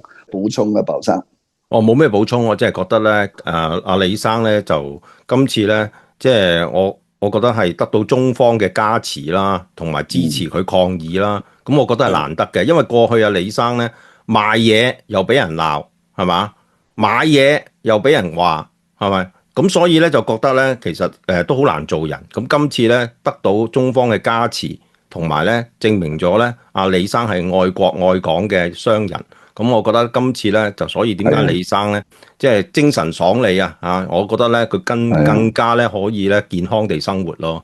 係啦，咁至於買樓賣樓嗰啲咧，咁冇得拗噶啦，即係頭先嗰個例咁我而家要你賠翻30萬再加30萬俾我，咁你話你老婆唔肯，就決定將嗰層物業我想買就送俾你個姨仔即係佢哋兩姊妹情深咁。我吹唔漲㗎，係嘛？係嘛？你唔賠翻30萬俾我，咁點啫？係嘛？我又冇錢告啦嚇，咁唔通我揾三合會分子走嚟淋你紅油咩？我梗係唔會啦。當然全球嘅矚目啊，係美國總統 Donald Trump 領導之下，喺民主黨同埋主流輿論咧施壓之後咧，係終於咧係全部公佈呢個超級大淫梅已故嘅 Jeffrey Epstein 猶太人伊潑斯坦佢嗰個咧文件就係咧總共咧係350萬件。咁其實另外仲有咧係300萬件都仲未公開嘅。咁裏邊咧一公開咗之後咧，啲左膠咧就一心以為就爆晒呢個 Donald Trump 佢以前嗰啲透過伊潑斯坦拉皮條嗰啲女童或者女畢業生種種床上照啦點知咧就一張都冇，反而咧係抄晒嗰啲咧係同左翼有關嘅，包括非常之聳人聽聞一個美國嘅左翼社會思想家叫 Noam Chomsky 喬姆斯基。呢個喬姆斯基咧係一個咧語言學者，只不過咧佢係長期咧係極之咧係反對美國嘅共和黨右翼民族主義同埋企喺嗰啲巴勒斯坦同埋嗰啲所謂嘅弱勢大愛族群嗰邊咁被踢爆咧，呢個喬姆斯基咁清高嘅左翼大愛知識分子咧，居然都收過伊潑斯坦嗰啲錢嗰啲現金。另外仲有呢個天文學家霍金咧，亦都收過錢咁咧就另外咧就克林頓夫婦咧係曾經咧係坐過伊潑斯坦嘅專機去過佢嗰個咧尋歡島嗰時去嗰度點就不得而知。另外咧，奧巴馬等人咧，亦都係牽連在內。咁安德魯王子就唔使講啦。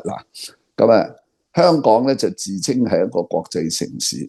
如果伊潑斯坦爆出嚟嗰啲嘢，竟然冇香港份咧，咁香港就好丟架咯。咁好彩贏翻一球就係咧原來咧爆出喺2012年，當伊潑斯坦佢嗰個淫梅嘅身份喺美國已經公開，喺4年前公開咗，2008年公開咗。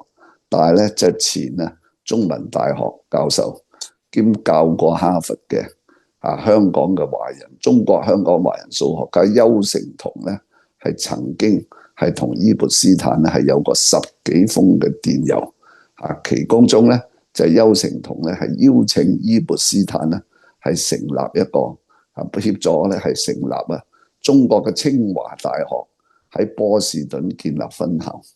咁同埋咧就邱成桐教授咧係穿針引線之下係成功爭取到清華大學副校長嗰個叫做邱容嘅同意，就邀請伊潑斯坦咧係去北京就接觸咧清華大學嗰度嘅黨委書記同高層。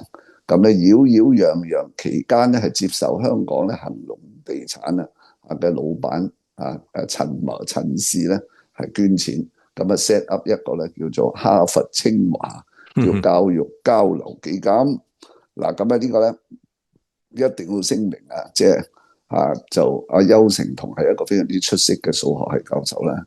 至今為止咧呢啲咁嘅電郵只係證明到佢同伊潑斯坦呢啲人咧係有密切嘅交往，就未有證據顯示咧邱成桐運用佢嗰個學術嘅權力係向呢個伊潑斯坦提供中文大學或者清華大學嘅女生嗰啲照片咧係提供俾伊潑斯坦咧，係話有可能提供嗰啲咧貨啲靚貨俾佢咧係作呢個交易。冇呢啲到目前為止只係話一啲學術交流啫。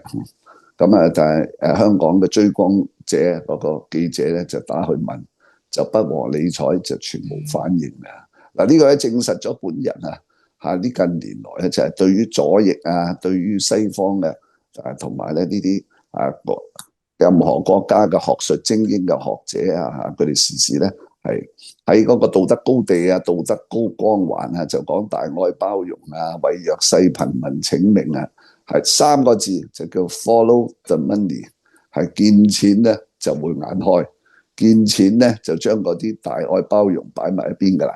尤其係喬姆斯基呢個咧美國嘅左翼思想宗師呢啲人咧就叫做 undesirable personalities， 喺殖民地時代就係一個咧不受歡迎嘅社會嘅角色，係不能夠有任何嘅 affiliation 或者 association， 係不能夠有任何嘅同佢發生任何社交關係。呢以前殖民地政府麥理浩做總督嘅時候係揸得好嚴嘅，一旦你做到行政局同埋立法局咧嘅議員喺殖民地時代強調如果你係被發現同一啲三合會又或者咧係類似蔡天鳳呢啲咁嘅即係人頭湯兇殺案嘅女主角一齊影過相係嘛？咁呢啲咧係一定會受到當時嘅港督或者布政司當面嘅申斥但係而家咧你睇下左翼又好，學術精英又好喺全球化之下咧就冇晒呢啲界線。咁當然啦，呢個咧就唔應該有一個道德嘅判斷嘅，唔係喎，只要話邱誠同撻到錢就得啦。嗱，我唔係咁睇喎，陶生，因為咧乜唔係學者同埋呢啲教授係好清高嘅咩？因為咧我睇過就係一套叫做《有你終身美麗》亦都係講一個數學家納殊，就係佢咧就點樣因為佢自己有一啲即係特殊嘅疾病或者個性格咧，就點樣去奮鬥，跟住得到妻子嘅幫助之後咧，就攞到獎，好似諾貝爾獎。咁呢個成個故事令到我對數學家咧肅然起敬。喂，原來數學家係不吃人間煙火唔會從俗嘅，唔會同啲咁嘅三教九流或者啲政商政客咁樣混埋一齊。我完全想像唔到咧，邱誠同會同愛潑斯坦咧係有一個咁嘅私交，而且根據嗰個披露嘅文件嘅內容咧，喺2016年開始咧，邱誠同係起草一份標註為 confidential， 即係機密嘅。呢個有關於就係頭先你講啦，北京清華大學想喺波士頓興建一個校區，咁於是將一個叫陳樂忠嘅人咧就介紹俾愛潑斯坦。陳樂忠係咩人呢？嗱，呢個咧陳樂忠咧就係對哈佛大學咧係歷史上第2筆大捐款人，3億5千萬美元。咁所以咧，即係邱誠同咧就揾到金主，但係咧就冇關係，於是咧就想通過愛潑斯坦咧就喺呢個波士頓咧興建呢個分校。咁所以其實個問題就係佢借愛潑斯坦，當然就借佢同呢啲政界人物嘅關係啦。咁點解呢啲嘢要由一個數學家、一個素負盛名嘅學者去做咧？呢啲咁嘅跑趯嘢就算揾我揾你陶生做我哋都可以做呢啲咁嘅即係叫做走趯功夫中間賺少少公關費顧問費嗱，呢啲咧其實真係好濕碎嘅。一個數學家唔係畢生要研究數字同埋點樣去攞諾貝爾獎或者點樣貢獻人類，點會做呢啲跑趯嘅嘢㗎？陶生，尤其愛潑斯坦咧出名係扯皮條，係咯咁你而家咧就皮條之外就有皮條山外青山就樓外樓咁咧就歸功之外咧就另做學術歸功咧，呢啲咧係對於一個崇高嘅學者其實咧唔係咁好睇嘅。呢啲粗重嘢咧，你係交翻俾香港啲經紀係嘛等等嘅大把呢啲 sales 咁可能咧即係邱誠同咧佢覺得佢用一個理由係安慰翻自己，就係愛國就係咧永遠咧去到邊度都記得自己係龍的傳人。只要做到咧係對中國同埋美國係有交流啦，呢啲一定係佢長期獲得告知某方面嘅人咧係請佢食飯，向佢做思想工作不要緊嘛你雖然在外國也可以發揮作用嘛發揮作用之下咧，佢啲讀數學嘅人嘅數學頭腦咧非常之清晰，但係咧個政治方面咧就係嗰個意識係等於零，或者佢唔覺得自己玩政治嗱，呢啲咧就係喺70年代初期有一班美國嘅學者，另一位咧數學教授叫陳省身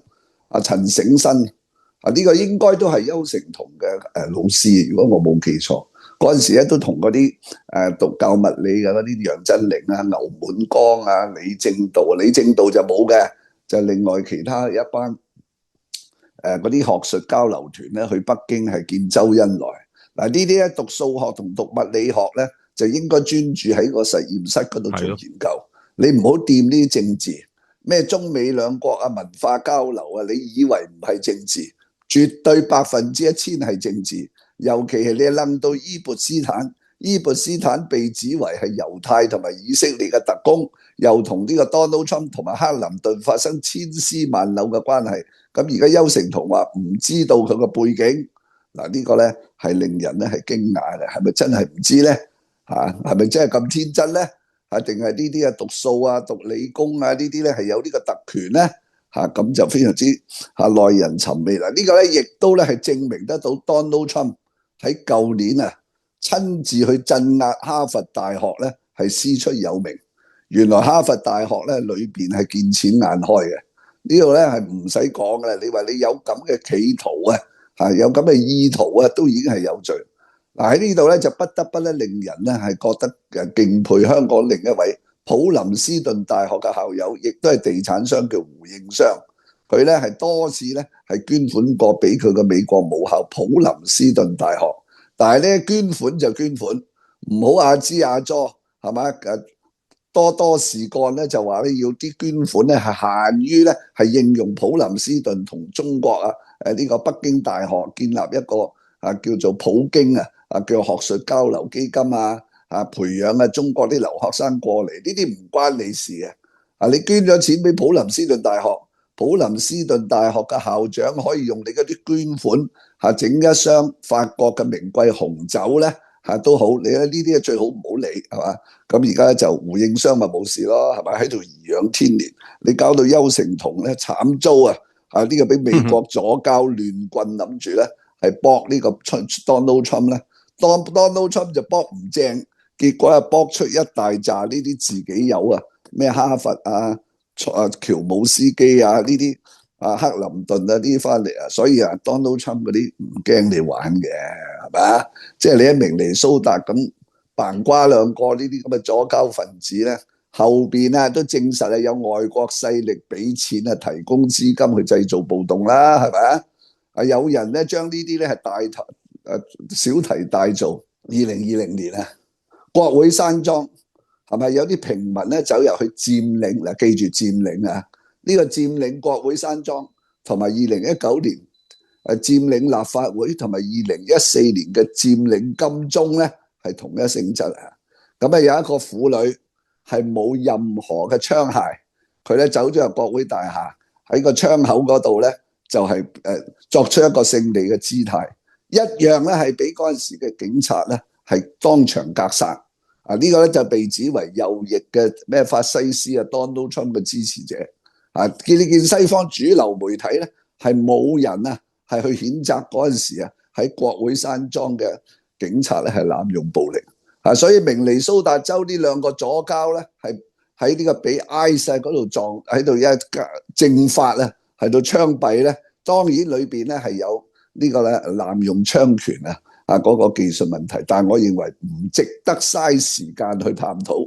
一個 Charlie Kirk， 一個國會山莊嗰個女抗議者，一樣係手無寸鐵，一樣係俾啲左膠嘅左翼分子槍殺。所以呢啲係美國嘅內政問題。我奉勸咧香港啲華人同海外唔需要咧係俾呢啲咁嘅政治宣傳係帶引住你嗰個思想咧係產生對 Donald Trump 或者美國所謂右翼嘅仇恨係嘛？嗱，你睇睇呢個伊布斯坦裏邊就知啦。以為對Donald Trump， 點知回力鏢對翻自己。好啦，咁講翻回力鏢嘅問題咧，就係中國香港特區嘅立法會主席李慧瓊而鑑於最近呢個行政主導係搞出一單咧叫安全帶嘅大醜聞就被社會嘅輿論咧去指責你立法會嗰90個喺度做有冇做嘢，係咪瞌眼瞓？咁於是咧李慧瓊主席就喺個社交媒體咧都好聰明啦，即刻咧識得轉移視線，就係動議同埋提出，就由立法會咧係應該咧係推動議員建立一個反駁海外叫抹黑香港嘅叫駁嘴機制。呢個駁嘴機制咧就90個立法會議員人人有責。佢認為就有責任咧協助中央同埋特區政府有力反駁同埋澄清海外政府或議會咧對香港嘅失實同埋抹黑嘅言論。咁李慧瓊主席咧就提出咧5點要求、5點主張，包括咧不斷學習提高愛國情懷同埋咧呢個學習中央關於特區嗰個叫做對接發展嘅戰略等等呢啲就唔複述啦。咁咧而家你話立法會咧就李慧瓊而家即刻咧響應夏寶龍嘅號召，就敢於鬥爭，善於鬥爭，就係咧敢於對呢個叫美西外部勢力展開堅決鬥爭，係嘛？而家咧你去鬥爭之前，唔該你咧自我鬥爭下。點解咧呢個巴士強制安全帶呢單法案，你90個瞌眼瞓係咧居然咧係配合行政主導，配合得咁天衣無縫。而家搞到咧李家超政府咧係想賴你立法會，立法會咧就賴翻呢個特區政府，最後賴邊個咪賴江玉歡咯，係咪？咁你而家咧轉移視線都啱嘅，我係佢我都會就咧要啲議員咧就另外推動一個叫反駁機制同埋反駁嘅專責嘅精神啊！你話啱唔啱咧？你同唔同意啊，鮑生？我同意嘅，其實因為而家立法會咧，呢90人咧冇乜嘢做，你知唔知啊？因為佢對於政府嘅施政咧，行政主導之下咧，佢哋又唔敢講嘢，因為如果講嘢就好似江玉歡同埋謝偉俊咁樣咧，隨時下屆都冇得做噶嘛。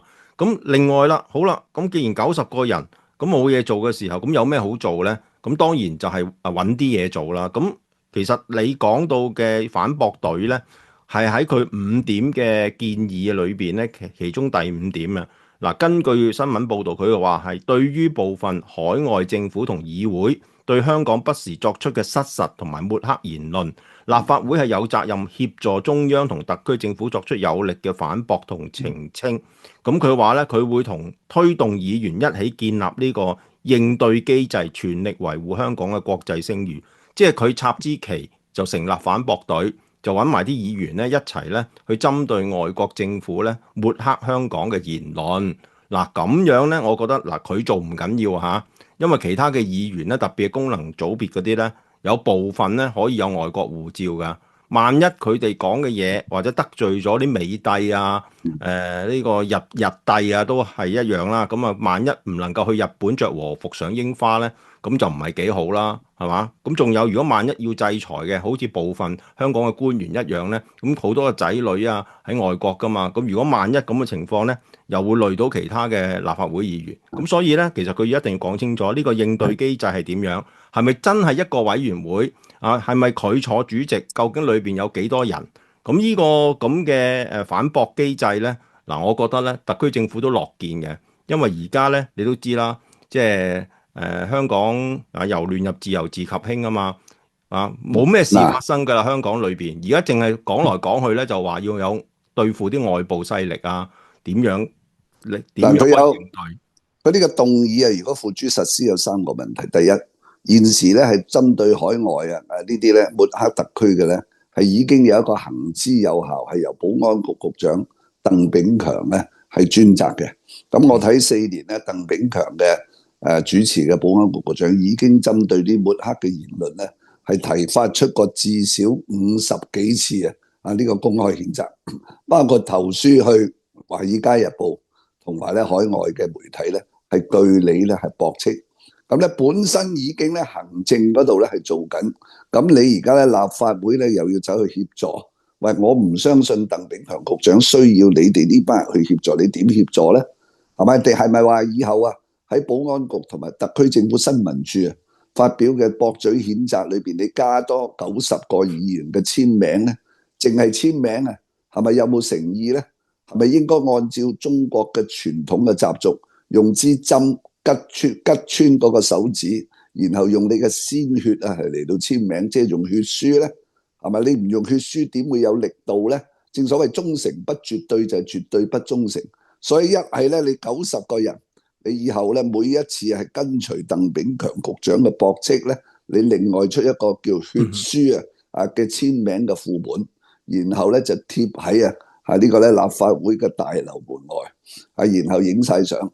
然後發去俾咧係呢啲抹黑你哋嘅嗰啲外國政府同埋外國國會，係有埋呢個每一個議員嘅中英文名同埋護照號碼，記住護照號碼，因為咧你要確保係一個透明度，確保嗰個係真實嘅姓名，唔可以用無名氏嘅名義去出就因為咧你個仔喺美國讀書或者你喺美國買樓呢個第一。我話第二個問題就係係咪淨係立法會咧？咁行政會議啊，使唔使咧？行政會議首席召集人葉劉淑儀啊，又或者以前嘅呢啲湯家驊等等，係咪佢哋就應該沉默咧？係嘛？香港係嘛？三權分立或者三權配合首先要配合特首同埋行政嘅咧，就當然就係行政會議。如果行政會議要嘅話，咁請問全港18區嘅關愛隊又應唔應該咧係同時加入咧？係嘛？18區關愛隊都響應啦。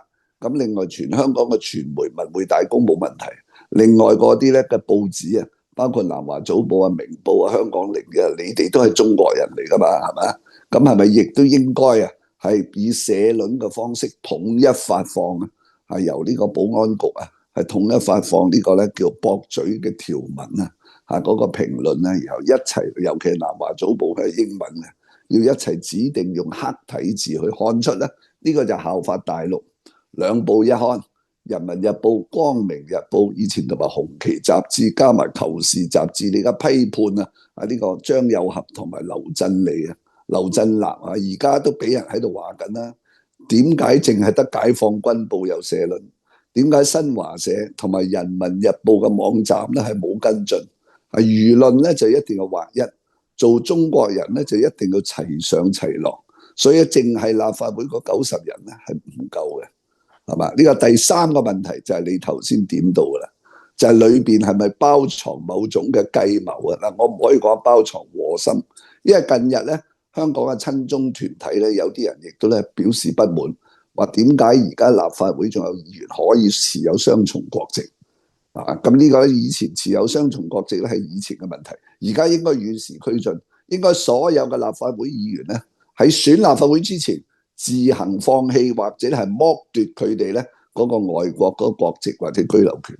你而家李慧玲咁樣一招咧，我睇裏邊咧相當之毒就係令到咧一旦呢啲90個議員光脱脱用真名咧係附和埋係去反駁嘅話，你要知道咧而家 Donald Trump 做美國總統唔係人咁品You are either with us or against us。而家要大陸佬話齋叫選邊站加拿大同埋英國呢兩隻走狗咧，四圍鼠咧，想走過去埋去北京嗰邊咧。而家 Donald Trump 望住佢兩個咧，一個加拿大總理卡尼，一個咧施紀賢都目露凶光。咁而家正在美國咧係掃除緊係國內嗰啲外國移民攞咗綠卡嘅嗰啲，攞咗美國護照嗰啲，佢哋有冇同美國嘅敵對嘅外國勢力咧有親密嘅關係？咁而家你90個裏邊有啲係加拿大，有啲係英國，有啲係特別係美國，同美國咧有千絲萬縷嘅關係。你而家李慧玲將嗰90人擺上台咧我都相信唔可以講話毒嘅，可以講係一石二鳥，都好有政治手段，就逼呢班人咧係個個係選，即係揀一邊歸邊啦，係咪咁我相信咧都有好處嘅，係咪？我有理由相信李慧瓊係針對江文慧咯，因為咧我都講過啦，女人同女人之間咧，就我哋唔好睇小咧佢哋之間嘅競爭因為而家立法會嘅新貴咧就唔係李慧瓊，雖然佢坐咗主席位，新貴係江文慧，呢個後起之秀咧成為咗所謂嘅亮點雖然佢參選嘅時候就話放棄加拿大護照。記住係護照咋，唔係放棄加拿大籍兩者咧係唔同嘅。你放棄咗個加拿大護照，即係你話你就算剪咗佢，或者你唔去續咧，咁你依然都係加拿大籍噶。佢冇話放棄加拿大籍咁所以咧，我懷疑李慧瓊咧係希望成立呢個反駁隊嘅時候咧，就首先最好就揾旅遊界別，因為佢有國際嘅代表性嘛，同埋而家係。佢係國際認識嘅香港嘅精英運動員攞過金牌噶嘛，其他嗰89個唔識都識江文慧噶嘛，啲國際媒體，所以咧，我覺得就算任何一個人喺立法會裏邊要去反駁呢啲外國政府抹黑香港嘅言論咧，其餘嘅89個講都冇力嘅，淨係江文慧講嘢有力，因為國際上知道佢係邊個。其他嗰啲就知你係老鼠，因為真係唔識你個名，係嘛？咁都係，咪有啲都有知名度嘅，有嘅。咁跟住咧，我覺得咧就可能今次咧就係考驗江文慧你究竟咧到時我哋立法會統一口徑要去駁斥呢啲外國政府嘅言論嘅時候咧，你會唔會出嚟講嘢，或者會特別去邀請呢位小妹妹加入佢嗰個反駁隊嘅陣營？如果李慧瓊坐主席，佢係坐副主席，咁於是乎咧就等佢咧，究竟係咪真係真正放棄加拿大籍咧，定係淨係唔要個護照咧？咁所以咧，我覺得咧，李慧瓊講呢番説話嘅時候咧，就唔止係睇個表面嗰陣，係啊，裏邊咧話中有話，同埋咧繼呢個姐姐葉劉淑儀對江玉歡嘅言論表示咗一啲意見嘅時候，同時間我哋亦都唔好去忽略李慧瓊對江文慧咧嘅呢啲嘅唔係暗戰啦，我覺得係明戰嚟㗎啦，甚至咧即係所謂未來喺立法會裏邊會唔會將佢嘅位置取而代之啊？未來劍指個主席位咧，你都唔好睇小妹妹啊，陶生。咁小妹妹係有潛質嘅，佢係史丹福大學咧，有美國背景咧。咁而家叫佢將來其實90%就亂晒龍嘅美國佬睬你都傻。你揾一個做總代表咯，即係下一個程序就係嘛？其他嗰啲簽個字就算數咯。就由江小妹妹咧就出面咧係做總代表啊！呢一招咧都你睇得出都算你又不愧係編劇出身，即係女人心海底針咧，女人害女人咧，嗰啲手段咧係高張過男人靠害男人。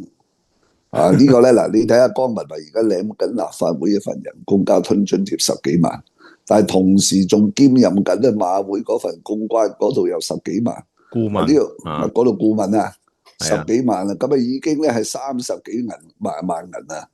一人之下就萬人之上，一人之下唔係李慧瓊之下，係李家超之下，而且咧被貼為咧將來有可能咧10年8載之後成為香港女特首。咁咧，所以呢一招嚟講咧，咁都應該嘅，係嘛？咁江文慧你又唔好當係香蕉皮啦，咪當李慧瓊咧，姐姐咧係俾一個機會你係接受鍛鍊咯，係咪？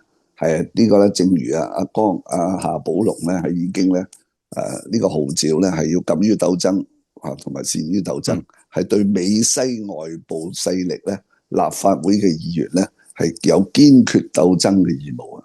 即係話你啲90個人咧，夏寶龍主任嘅意思咧，就唔好以為以後咧就飲食係咪？外遊就打卡去橫濱參觀魚市場咁過癮仲要咧。係同國家咧係分憂，係同中國咧係站在一齊，共處一線嗱。所以日後呢個咧就立法會咧係啟動同埋帶頭行，跟住咧18區關愛組點解有18區咧？因為呢啲外部勢力好多唔係淨係喺美國噶嘛，係嘛？咩華爾街日報嗰啲好多嗰啲外國僑民包括美國商會同埋咧美國嗰啲間諜勢力都遍佈喺全香港18區，尤其特別係港島嘅半山啦，同埋山頂啦，同埋豪宅。